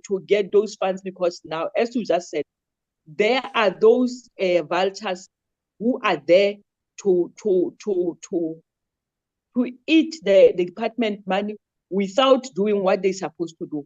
Let's put in the forensic audit that will assist us to be a cleanup mechanism where the real artist will be able to stand, because we cannot just, some of the entities, we cannot just close them because of Matsolo who is corrupt and so forth. But what about those real artists who are relying on those entities to make their living? Thank you, Chairperson. Thank you. Any response, Honorable Minister? Yeah, no, Honorable Mzansi is correct. Honorable Mzansi, I must say, I've given the instruction to the ADG, which is on this platform, that all this art people that got money should be investigated forensically. That process is ongoing, which I will come and report to the August committee of the findings of that committee. And they've duped some of the artists that marched there, and they told them lies, that we don't want to open the call for MGE. Some very innocent, not everybody that marched is corrupt, but a great deal of them were. But what they've done, they told lies, and we have cleared some of the lies today of why MGE took a little bit longer, because we want to make the circle bigger. But I can assure the Honorable Moletsani that I will come with those forensic report outcomes to the committee. We have to investigate it, but it can't be business as usual. And my heart goes out to the very people that was duped to march with those ones. And your other question, which I didn't answer, was also the one of the demands of we will be writing them a formal letter in next week with, we've read through the demands in the office, and we will have a meeting about it, and then we will formally answer them. Thank you very much. Thank you, Honorable Jacobs. Chairperson, for the last time, Chair. Please proceed. Minister, I just want to check regarding that memorandum. As you've just explained, is the memorandum reflecting the needs of a sector, or is it Matsolo who's always getting money from the department now he's influencing other people to come and march. I just want to check that does the memorandum reflect the needs of a sector, not a selective group. Two, Minister, you've just talked about that. I just want to check regarding those forensic investigation that I've just mentioned, and you've just agreed that it will be done. The terms of reference, who's going to write the terms of reference, and who will be paying for those investigation? The reason I'm asking that is because I'm afraid that it end up being done by the officials in the DSEC who were the ones that were there when those entities were given money, and you'll find that some of those entities, I'm just thinking out loud. I'm not saying a person and so forth, but being the officials, somewhere somehow when you run those forensic, you will come and say it was true. Some of the officials, you'll find that they've paid the money that was not supposed to be paid to those entities, and now because there's going to be a forensic audit, when terms and reference are being written, someone will try to write things that will make sure he or she will try to write things that will see to it that he or she doesn't get exposed to all those funds that were given to entities, a chairperson. And I think my last question, Chair, I'm using the phone, Chair. You know, it's so difficult when you are using the phone. If it was a laptop, it was going to be very easy for me to ask my question. I just want to check. Is it in fact the memorandum? Does the memorandum have anything, Minister, to deal with the boards? As I think there is this one guy who will always send us a WhatsApp. At some stage, the chairperson was complaining that you block him with this number, then he will come again with this number. Almost every day, he will send you a WhatsApp with a new number. So, because in one of the WhatsApp that he was circulating amongst us, he was complaining about the board. So I just want to check with the minister, does this memorandum have anything regarding the appointment of the board's chairperson? I think that will be my humble last question. If I have any other question, I'll just put it on the screen, chairperson. Thank you very much. Thanks, Honorable Moletsane. The Minister. Thank you so much, Honorable Muletsani. Well, I must say the memorandum is very broad. It is personal accusations. It speaks about the board. Yeah, and there are really legitimate concerns, which I'm also aware of, that's on that memorandum. There's also personal attacks on the memorandum. That's the first one. But it's broad. It speaks also about the plight of the artists. That's why we are going to answer it. And we will make sure the chairperson gets a copy to distribute of our answer, including the memorandum. That the second one is also a point that you raised with the terms of reference. I was very, very clear. I have also come to realize, and sadly it is true what you are saying, Honorable Muletsani, that there are some people still in the department that tries to protect a friend or so. So what I've done is I've made it very clear that a panel should be established of external auditors and investigators. That panel has subsequently been established, and these cases will go to those panels, and we will give them the terms of reference as the ministry, the aggrieved parties. Who will pay the panel? The department will pay the panel. And then the issue that you've also asked about, the person you're speaking about is Freddie Nyatela. He has complained and write letters, wrote to the presidency, wrote to everybody that he could write to. Esteemed chairperson has then invited him to come and when we were at the portfolio committee, he was a no-show. So some of these things are not sincere, the complaints. It is just trying to troubleshoot and trying to take people's names through the mud. The next setting of the portfolio committee, I will also bring who's all being investigated. I will send, before the next setting, I will send the answer and the memorandum to the chairperson. And I will also come and say who's are all the parties that's being investigated at the moment. And it will read like a two-in paper with, you see the people that are marching and the people that we are investigating for having received money from the department. Thank you very much, Honorable Ethani. Thank you. I see the hands is still coming, Honorable Jacobs. Thank you very much, Chairperson. It's almost like the minister is busy reading my mind here, because that was literally the second thing I was going to ask. Is there going to finally be consequences for those that are doing, these things?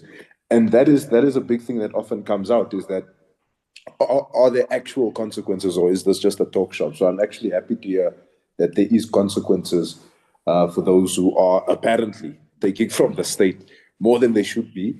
Chairperson, I actually just want to ask that we get the commitment here. Because in as much as it is mentioned that, it's the same people that have been doing the same things for years and years and years, I think that the committee must be taken into confidence. And what I want to ask for is a commitment, much like we got for the COVID grants, where we received an actual breakdown of who got what and what did they get when. I think we need an actual breakdown for this year's Mzansi Golden Economy, stretching back for the past 5 years. It's actually going to give us a very good picture of what is going on and the patterns that are going on, so that we can also interrogate this, Chairperson, as members of Parliament. So I want to ask the Minister for a commitment to actually provide us with the financials in depth, be it 1,600 pages per year. We like to study as a committee. We follow the money, and that is why I want to ask for a commitment on that. Thank you, Chairperson. Thank you, Honorable Jacobs. The Minister. Yeah, thank you, Honorable Jacobs. I must just add that that's exactly what we intend to do. You have a commitment from me that we will give the committee, and I think it's a good thing. We will give the committee, we will go back 9 years. I will put a special task team, for lack of a better word, a task team together to give this is a public commitment I'm making, to give the esteemed committee those pages. I think it'll be more than 1,500, but that's not a problem because it's a reading committee. I also want to add something, what Honorable Jacobs is saying, with consequences. Not so long ago, Honorable Chair, there's nothing I must add, which is very sensitive at the moment. What has transpired, we will only trust the committee at this point with the information. There are some people that came forward and they admitted that they were part of wrongdoing. And they said we are willing to come out through whistleblower reports. We'll also forward those to the committee so that they can see how deep the road runs. But to answer the first question Honorable Jacobs asked regarding will there be consequences? No, definitely. To make an example, Honorable Jacobs, when I became the minister, I think the first thing I was told was about the South African Institute for Drug Testing sites, yes. And not long after that, I also saw you, Honorable Jacobs. I say you very respectfully. I also saw Honorable Jacobs bringing in the very same problem of the state's problem. Investigation was launched, a forensic investigation, a proper one. The result, it came back. It read like a horror story, Honorable Chair. I will send it to you today. Tomorrow. And we are removing. We are in the process of removing the board, or they've been removed because it's damning. There's also sadly officials in my department that are also being implicated, and we intend there should be no holy cows. So just to answer the question of consequences, there will be consequences because it's the officials that's very high up in the department. Thank you very much, Honorable. Thank you, Honorable Minister. Honorable Khabo, and then there are two members that I would like to give a second bite, but for 2 minutes each. Honorable Khabo, you have 5 minutes. Proceed. Chairperson, I wasn't complete. Well, my apologies. Proceed, Honorable Member. Yeah, baie dankie voorsitter, ek waardeer dit. So I actually just wanted to then ask, on top of that, I think the one thing that we need in this regard then, Chairperson, is not only a commitment of the report to be unleashed to us, but also a date by when we can expect this. Because the last time we had, we heard that the investigation would go into boxing, but it was only in the meeting that we then got Boxing South Africa the second time that the department committed to actually commencing the investigation. So I think we need a date for this, Chairperson, by when the task team will have completed its full report back to us. Thank you. Minister. Thank you very much, Honorable Chairperson. If I just want to separate the issues here, we are speaking here about the people that got funding for the past 9 years. Am I correct? And not of the other issue which is still unfolding. Mzansi Golden Economy. I believe that we must protect these whistleblowers with our hearts, with our souls, with whatever. They're very important. Yes, I will. Please, if you can give me 10 days, Honorable Jacobs, where I will put the thing together tonight. And in 10 days, I will be delivering the boxes and boxes of information to this esteemed committee. Thank you. Honorable Jacobs, you done? Ek is baie gelukkig, voorsitter. Al is dit baie koud, bly ek nog baie warm in die komitee. Baie dankie, voorsitter. Thank you. Okay. Honorable Khabo, 5 minutes. Thank you. Mute. Sorry? No, I said unmute, but you are now audible with a beautiful background. No, thank you very much, Chair. And let me also pass my greetings to the other members of the portfolio, including the Minister and other delegates of the department. Chair, let me start my questions in line with the presentation of Mzansi Golden Economy. And I must firstly start indicating that, the Minister, you were very clear when you started your term in terms of how the funding process has been conducted and how you are intending to deal with both external and internal challenges that makes it very difficult for ordinary people to benefit from these opportunities provided by government. That's why I would want to check with you in terms of this forensic investigation. In fact, I would want to support the call that there should be an in-depth forensic investigation that looks into the past 5 years of this funding. But part of the terms of reference must look into people who have benefited, but also officials that were directly involved in the process. Because part of the things that has been raised is on how officials themselves collude with some of the big fishes within the industry. So we welcome that investigation, but would plead that the investigation should be conducted by an independent firm outside the officials of the department, now that in a way there are also allegations of them being involved in the dubious process of funding. So I firstly wanted to start with that one, support that proposal of the forensic investigation, Chairperson. Chair, but second to that, I also wanted to note, and the minister has indicated it, but in his response, he says that when you are a blind person and you want to make a submission electronically, the computer is able, or the whatever gadget that you are using, it's able to interact with you if you are blind. I think the minister must just take into consideration that in whichever calls that were made, it has been indicated that by the department that people who are having disabilities of short sight, there was no applications that accommodated the braille. And that, minister, I believe we should not just dismiss it. We must take into consideration part of the population that is being affected by that challenge. And I would plead with the department, in fact, recommend that the department moving forward must take into consideration such challenges that we are confronted with, and that part of the population that we are expected to serve as a nation. Chair, I would want to go straight to the process of public nominations that, call that has been made, the first one. Is there, especially on the first call that was made, was there any adjudication done on the first call that was made? Before I get into issues, I would prefer to ask my questions one by one to avoid being managed through responses that are tailor-made. Thanks. I would ask the first thing that the honorable member is talking about, the blind people. I want to say I take note of it and we will do better.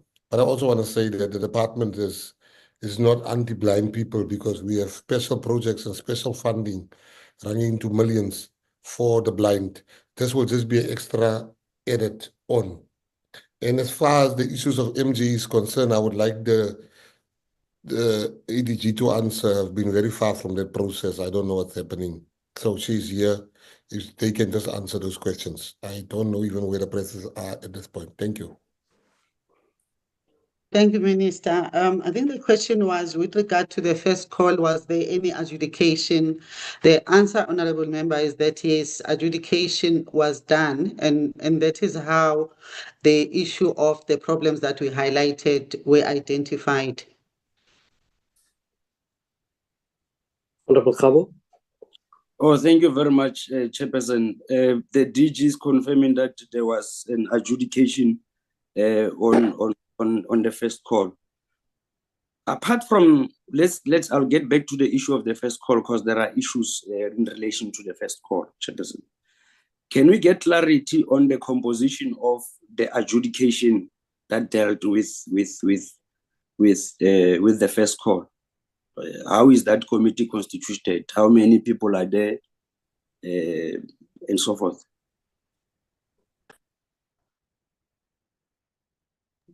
The ADG will answer that one, Honorable. Yes, yes, I'm just opening it, Minister. The panel is made up of 6 members, and that is excluding the secretariat, which is provided by the MGE unit in the department. So there are 6 members. I'm not sure whether honorable member wanted me to mention who they were, but there were 6 members. No, thanks, DG. I would plead that you share with us the list of that adjudication committee that conducted the first adjudication process. But moving straight to your processes in terms of adjudication, can the DG take us into confidence that in terms of their turnaround time in responding to, what is the turnaround time on the application approval? Thank you, Chair. Let's take the example of the ones that were actually done, the first call. The closing date was the 10th of January.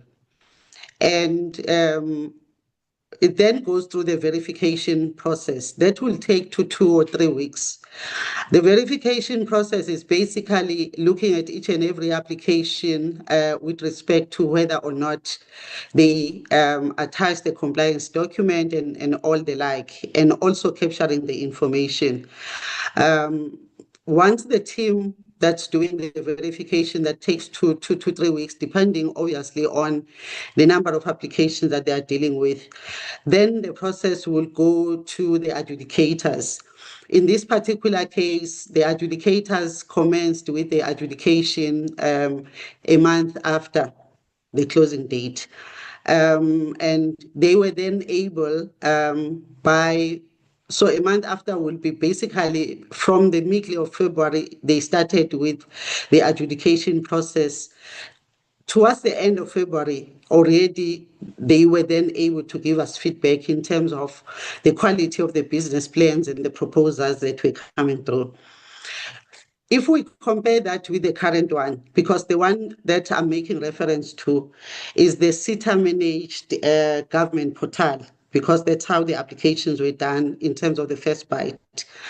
The second process, which opened, as was indicated, in March and closed in April, I think around the 12th or so of April.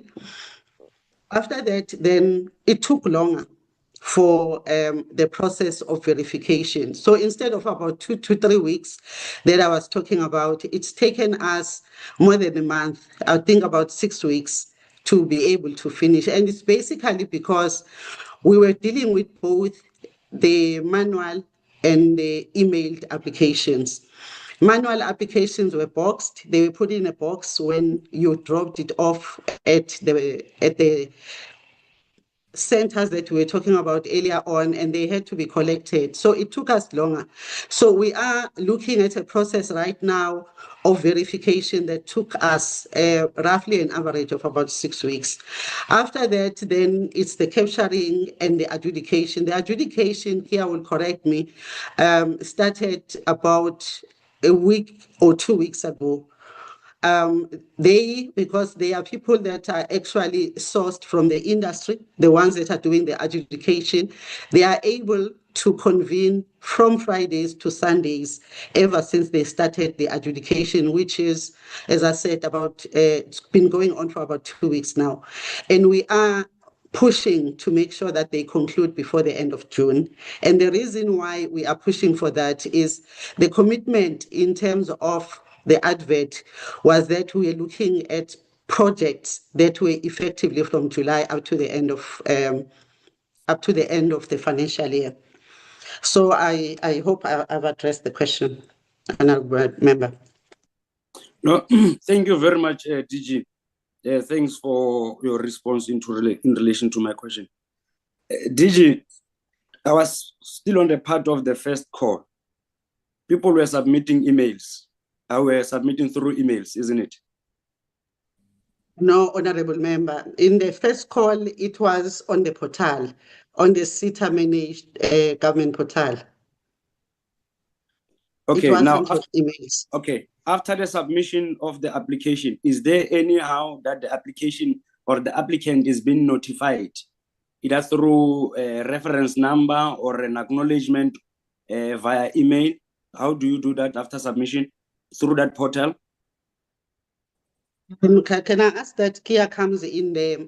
There are automatic notifications that go to the applicant upon receipt or upon verification, but I will ask Kia to just come in because she deals with those technical matters. Through you, Honourable Member, Kia, please come in. Thank you, ADG. With the first call, yes, through the SETA Managed portal, the minute an application was submitted, there was an automated SMS that went out to the applicants with a reference number. So they got the reference number immediately after submission. Thank you.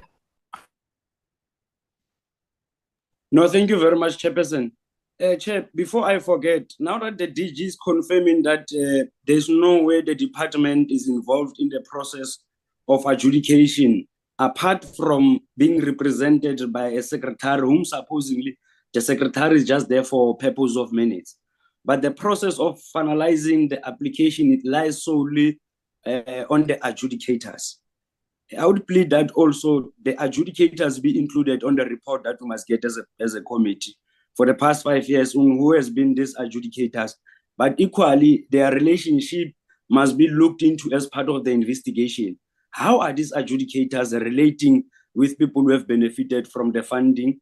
How are these adjudicators probably through, we always argue this thing of lifestyle audit, of which to a large extent it becomes difficult to prove it here and there, but there should be an investigation conducted that analyzes or that looks into the relationship of these adjudicators, and probably also looking into their financial standing point as people who has been conducting a process of concluding who's going to benefit on the funding process and who's not going to benefit.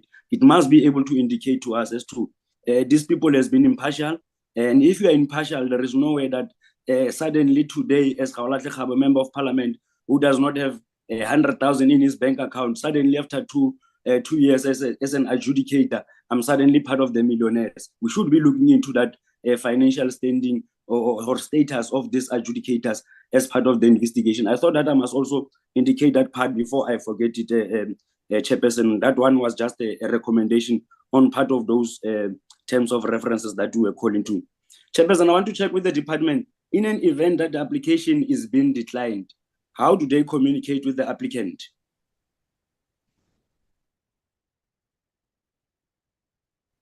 Yeah, please, if you can explain that one. Thank you, Judy. With the portal system, the application would have been submitted on the portal. Adjudication also take place on the portal. And those that are declined, the letters will also then be typed through the portal and then sent to the applicants. So that means that all applicants will then receive their letters for decline that outline the reasons of why they were declined in line with the guidelines. No, thanks. In line with that process of declining, in an event that the applicant strongly feels that he or she's applications decline was unlawfully dealt with, or either way, he or she feels that the conclusion that has been reached by the adjudicators is wrong. How does one submit probably a dispute of the outcomes? Is there any space for applicants who feel that the outcomes of the adjudications are not fair and just? Yes, Honorable Member, the funding policy provides for an appeal process. The person who might be unhappy with the result of their applications are able to then submit an appeal, and it is dealt with as an appeal through that particular funding policy. What is the turnaround time of your appeal? Turnaround time of the appeal, I don't think necessarily it is provided in the policy as such, Honorable Member. However, each time when we get an appeal, we do, for instance, it would be submitted through my office where a response to the person is received within a day or the following day in terms of receipt of that appeal, and then it goes to the appeal unit. I do not have the timeline right now, but I can be able to respond to you once I've checked the detail behind that. But I know the policy itself doesn't really contain a timeline. DG, this appeals committee, do you have an appeals committee, and how many people are on that appeals committee? Apart from that, can you kindly share that committee composition in terms of who's involved in that committee? Do you have an appeals committee, probably apart from you? If you say yes, you've got an appeals committee, kindly share that report with us and probably indicate how often do you do. But also in your report, indicate the turnaround time of the appeal. And I'll tell you why the turnaround time. But do you have an appeals committee? And who is part of that appeals committee? Is constituted by how many people?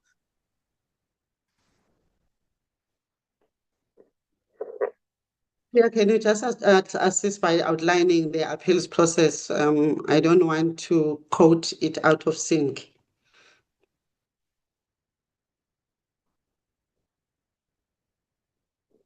Thank you, ADG. I was actually trying to go quickly to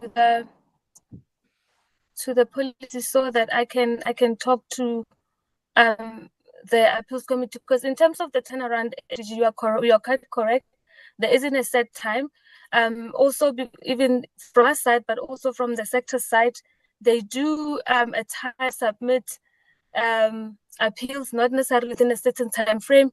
We have seen in the past that we submit months even following the announcement of the results. So some of them do not react immediately in terms of responding or forwarding their dispute ADG.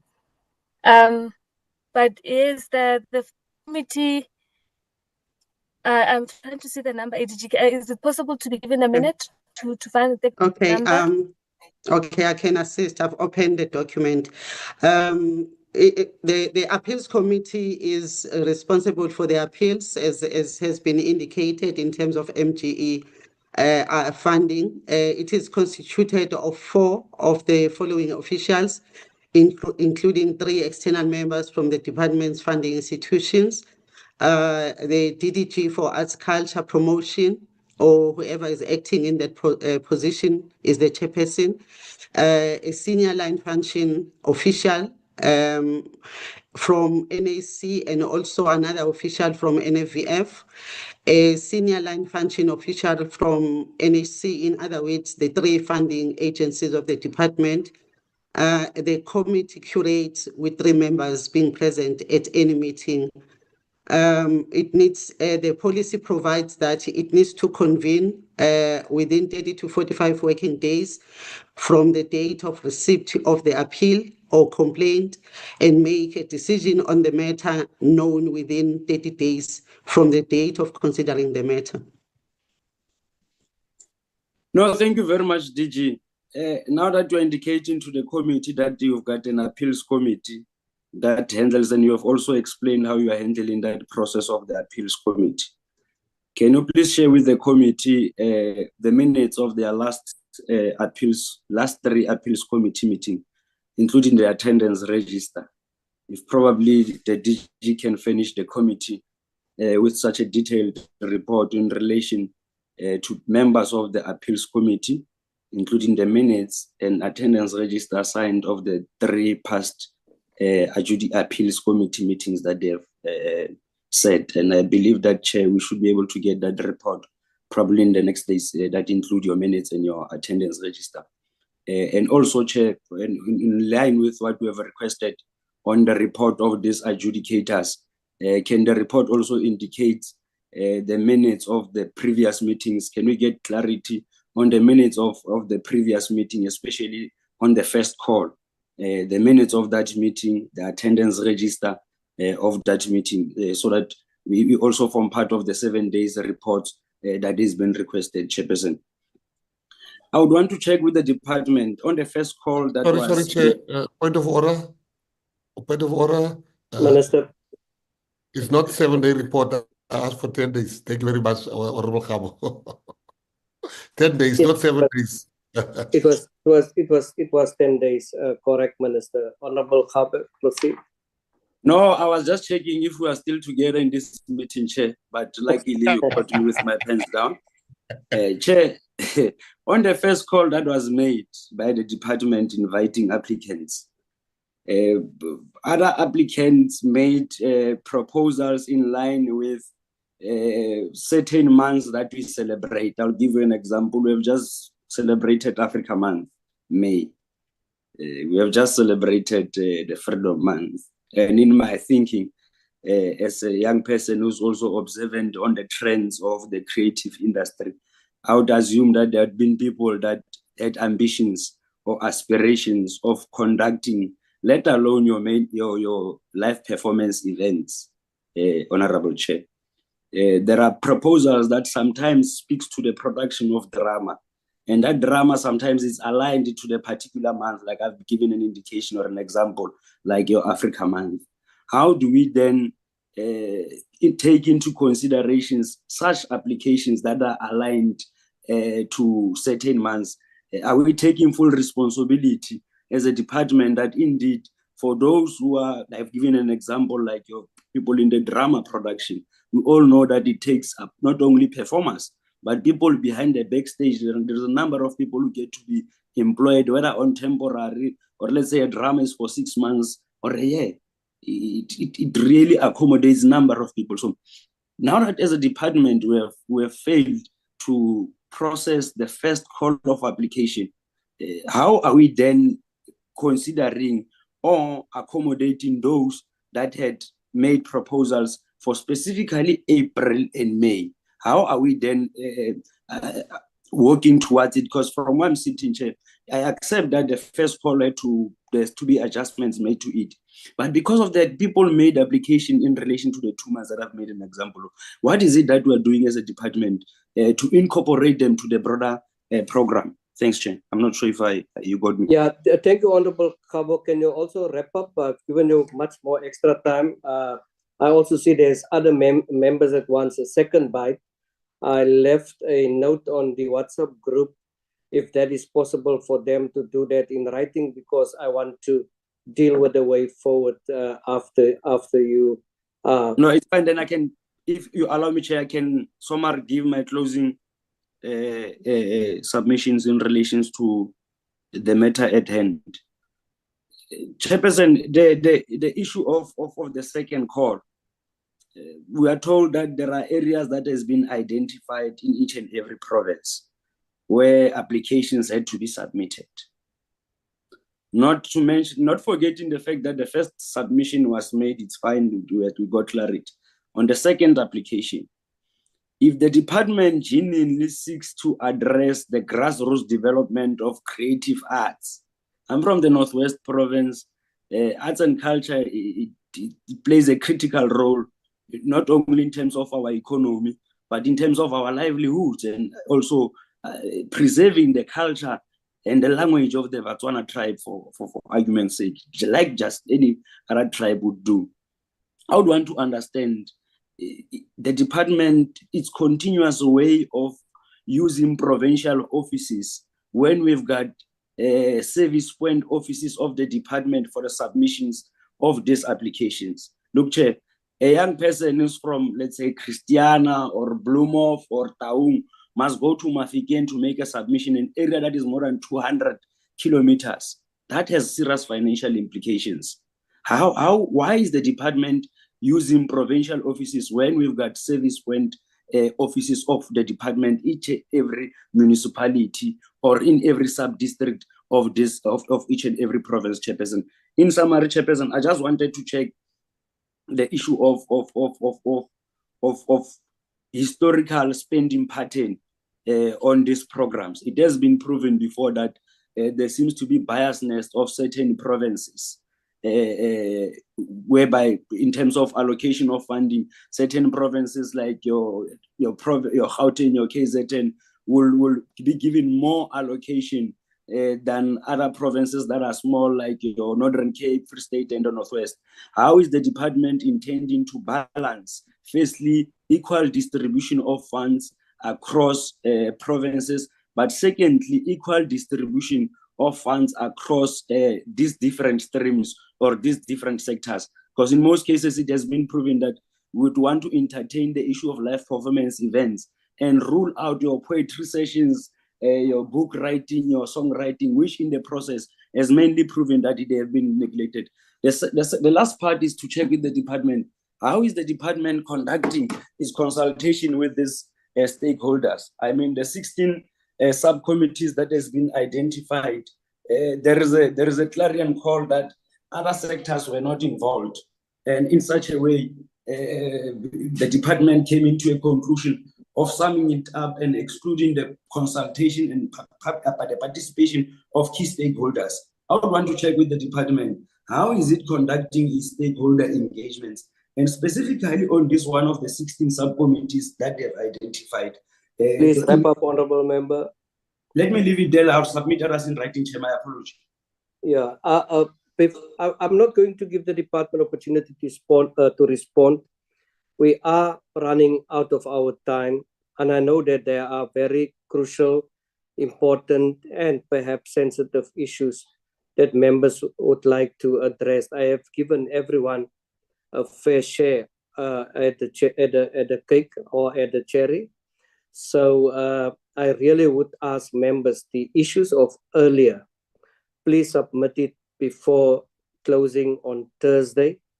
And the issues of today, if there's still issues, I would like you to submit that. Members, I really want to thank you for your contribution.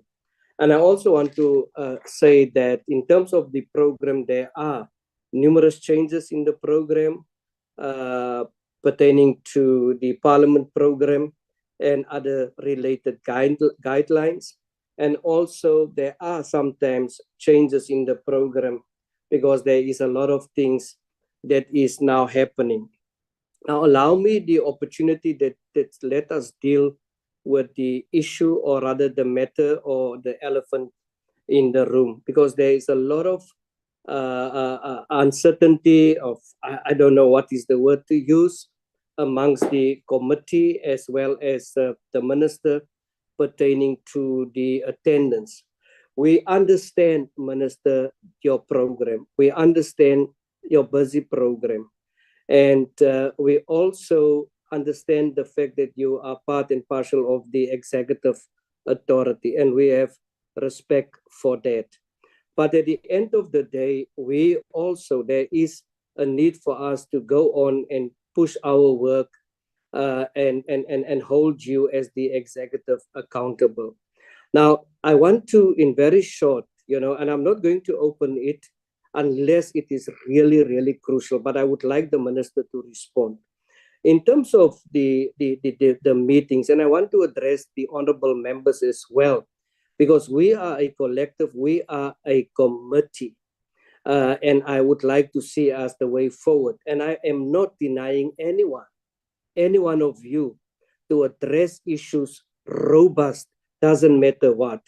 But the elephant in the room of what has transpired since our last meeting, yes, we have praised the minister, and I don't want to go into detail, and I don't want to be ugly, and I don't want to be rude, but the amount of absenteeism is not acceptable, and therefore the committee cannot operate in that fashion.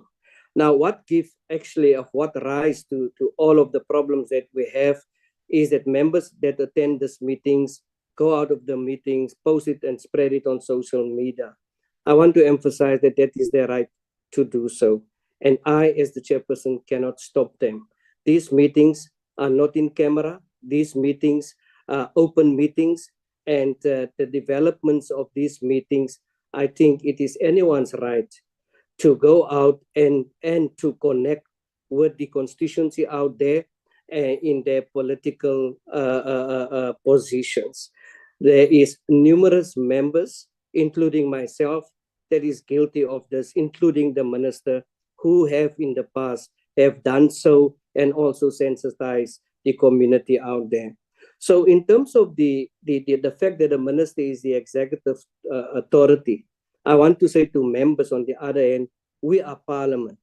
We have an oversight responsibility and a supervision to hold the executive accountable. Now, I have heard the minister said that I have sent my whole executive there. Now, in terms of the members that we are sitting with, if there is no minister and if there's no deputy minister, there is no executive, because we cannot include the department or the acting DG as part of the executive. We hold them accountable. We hold those entities under the department accountable. We hold the minister accountable. There was a very unfortunate incident that has transpired between the president of SACO and the committee, to a greater extent that there was to and fro allegations and also a social fight, if I may use this word, but that also everyone is entitled to his right. But I want to clear the air here. I have included the SACO president in our meetings because most of the complaints also landing on his desk. And as a matter of fact, I must say that he is a person that say, I don't want to interfere. But what we want to do as a committee is to intervene. And I might as well also say that the allegations out there, I mean, even one of our own has advised SACO to send letters in front of us. We are the committee and we deal with issues. And I want to see us as one, as a committee. So the developments and misunderstandings, I might say it's also because of the absence of the minister, the misunderstandings on issues, such as the Netball South Africa. The minister have clear himself what he actually meant with that operation. The misunderstandings with, putting entities under stress or under, what is the right word to choose. But the fact of the matter is, there are developments, there are things coming from us in the absence of the minister, and then there are developments happening, in the absence of us. So I would say the robust interrogation of what I actually call, Minister, professional onslaught of members, especially in cases where we have this kind of interpellation style, where a simple yes or no answer from anyone, are normally avoided to shift the focus. A simple yes or no must be, for me, a simple yes or no. So we, like the Honorable Dennis will say, we have to get that training. I was just checking now with the professional staff. That training must happen. That training is important. That training is necessary. But for us to keep the governance issues intact, there's a need for us to keep and hold the department as well as the minister accountable. Now, let me address the issue. And I think Honorable Dennis has slightly touched on that. And that is the issue of the separation of powers. When it comes to the separation of powers, I think it is of paramount importance. And this separation of powers is guaranteed in the Constitution. And again, I want to say in terms of that, the committee has that right to interrogate and to ask. But what I want to ask the honorable members, let us respect one another. Let us respect each and every one. Let us respect, as the minister, as I think earlier also elaborated, let us respect the entities that is in front of us. We have the executive authority, we have the legislation authority, which is us, and we have the judicial authority. So the executive branch, which is separated from parliament, and here is the crux. The executive branch is separated from parliament. It should not affect any undue influence on the legislative branch, of especially the social media onslaught on. I don't agree what the committee has done untoward SACO president. I don't agree the way and the fashion with this. So there is, I think, a fine line when it comes to the executive branch and also a parliament. So the executive branch should, for what it's worth, not affect any undue influence when it comes to the legislative branch. The other thing that I want to seriously also say, this is not a DA government. This is not an ANC government. This is not an Al-Jama government. We are governing, as you are used to say, Honorable Minister, this is a GNU. And for quite too long in previous parliament, the executive authority may have, could have, or have perhaps, think that the portfolio committee is a rubber stamp. We are not a rubber stamp at all. And we would like to work together. We would like to reach out. We have had meetings with you, Minister. 1 or 2 meetings. We have had, myself, have one-on-ones with you. And really, in terms of the government of national unity, there is no way that those or parties should pull away from one another, because then it will not work for us. It will not work for us as a collective. It will not work for us. It's not good for sport, because, there are members, and like you've said, and I like this thing of withdrawal of finances, and we want to change and swift the whole thing. I really like that.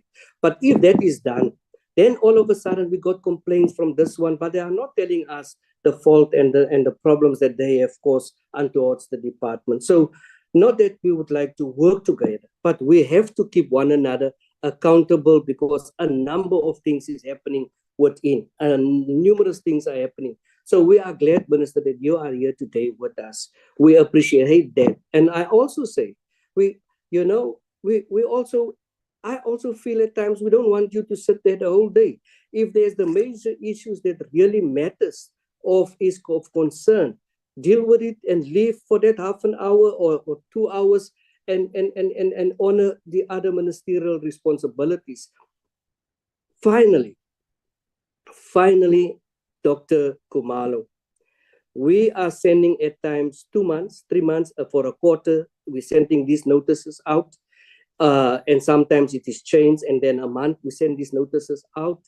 And what really not goes off well is that, and we understand urgency of other matters, is that issues.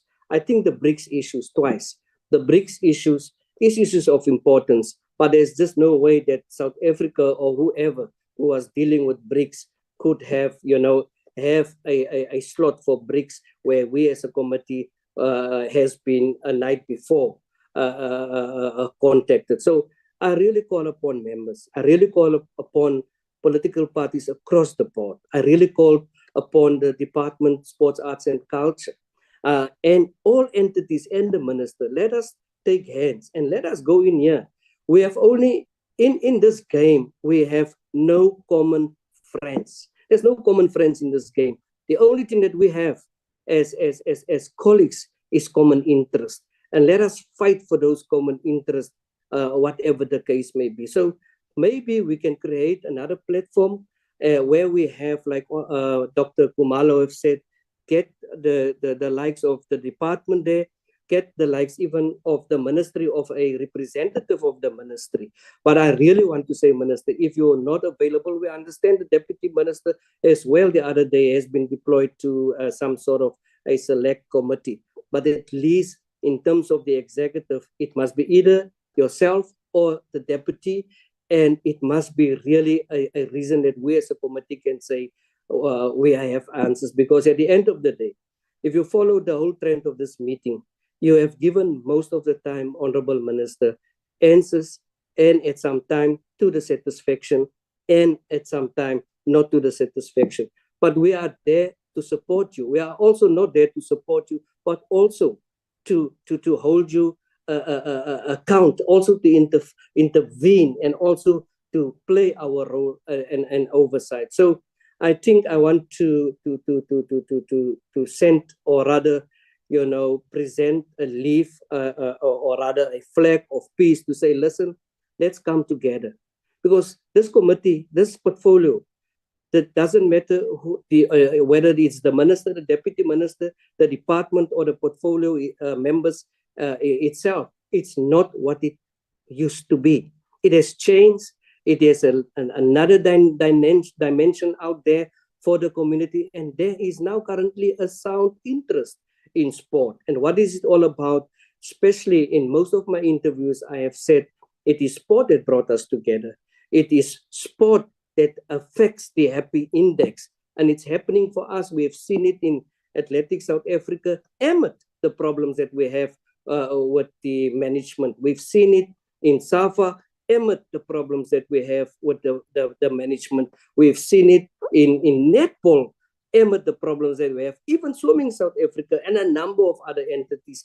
It can be done for South Africa. I have sent today on behalf of the committee members of the portfolio committee, I have sent a video also to the Proteas to say good luck and bring it home for reaching the final. So that is my plea as the chairperson of the portfolio committee. It is frank, it is straight, and it is to the point. And I really say, whatever I said, I call that we work together.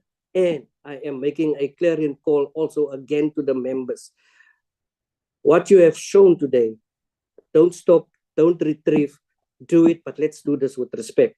Let's do it with honor, and let's always maintain the decorum of this portfolio committee. I think we can do that. Honorable Minister, I'm going to give you the opportunity to close down and to send out some signals of what is your view pertaining to what I have said. Thank you very much, Honorable Chair. I think, Chair, there's absolutely no excuse that I can give in as far as I have to attend. And when you call me, I have to come. This committee calls me, I have to come. I account to this committee. Everything I do is to be marked by this committee at the end of the day to say, have I done the right thing? There was a misunderstanding on our part where we thought that in my absence, because previously you yourself has praised me for always attending the meetings, even when I was not needed. But I wrongly thought that if I'm not here in the DM, the deputy minister is here. But I then subsequently learned that there's some things that need me to be here. And not wanting to waste time on this one issue, Honorable Chair, I hold this committee in extremely high regard. And we will never have this discussion again. I will also sit down with my staff tomorrow and make sure that this is the first priority and make sure that we prioritize for me to attend the meetings. I can assure you for the rest of my term, or for as long as I'm going to be here, we will never have this discussion of me not attending, because I managed to find out that it's not always correct to say if I'm not here, the deputy minister is there. And that was my understanding and my thinking. So it's also very big of you, Honorable Chair, to say, let us work very nicely. But Chair, I must also be honest with you. And I'm going to mention a name, for instance. Let's take Honorable Muletani. Honorable Muletani will ask me very hard questions. And she will leave here and we will meet each other there in the corridors. We'll make jokes and we'll come back and she'll ask me hard questions again. She's doing a job, I'm doing my job. But for me, it feels like the committee is being used by Honorable Jacobs. Sometimes he's muddying the waters with politics, with party politics, with this, with his conduct. If you look at the National Assembly rules of 64G on the National Assembly rules, I'll read it for you, Honorable Chair. No member, let me just get it for you, Chair. I have it right here. Let me just get it here. Let you must just see what the rules are basically saying. It says to dress in a manner befitting. The rules G says not to take photographs or video footage during proceedings, speak on a cell phone, eat, read newspapers, or any other way conduct themselves in a manner not befitting the dignity and decorum of the House. We must be transparent. This is on YouTube. Now, the problem that we are having, and I'm speaking for people that is complained also by me, Honorable Chair, is that this is on YouTube. People have access to it. But it can't be where a person takes a certain 2 seconds or 5 seconds, alter it, and give their version of what happened here today.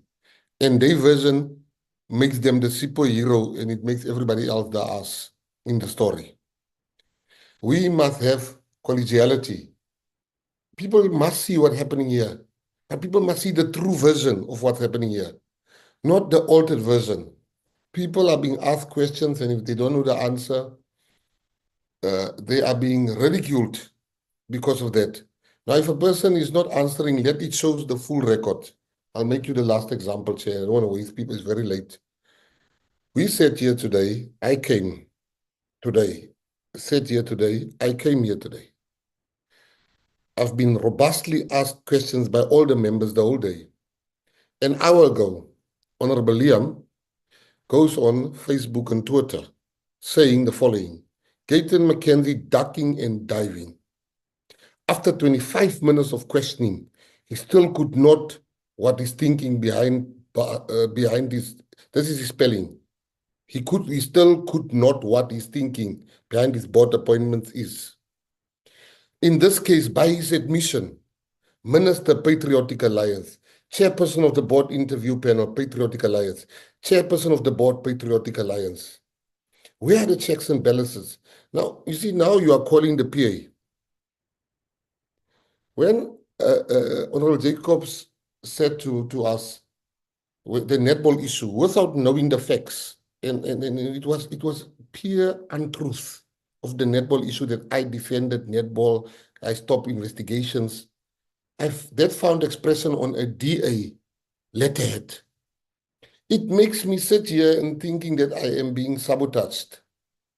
I said to Honorable Jacobs one day, after he had robustly asked me questions, we were walking in the corridor, I said to him, I'm so proud of you. You were really, after he had robustly asked me questions, I said, I'm so proud of you, Honorable Young. Keep on keeping on. You have a bright future ahead of you, politically. You should not be deterred. So there's not any hatred or something I harbor against them. But I don't want us to dwell in the past. I just wanted to show you. So I think we can all do better, including myself. And I'm going to do better, Chair. And I want to also congratulate you for bringing back the president of SACO. And my heart was so sore today when the president of SAFA sent me a message and saying, I didn't get a chance to show that I didn't book my flights, FIFA. And he sent me his ticket to show me that FIFA issued a ticket. Now, we don't want people to fear to come to this committee or to fear speaking. So I'm saying that we are all guilty of certain transgressions. Let's do better. I subject myself to this committee. Thank you very much. It was a long day. I saw Honorable Muletsani was very tired now. Thank you. Thank you, Chair. And peace to everybody. I can't hear you, Chair. I say I also lost my English dictionary today. Honorable members. Mefamba kahle kesile minister kesile. That must go very well. Honorable members, so it is still something that we have to work on, and like iron, let us really do what we have to do, and let us work together, and let us communicate with one another, and let us get this portfolio to unspeakable heights. Honorable members, with that said, I declare the meeting as closed. I'm the only one who's gonna sleep with a broken heart. I hear you.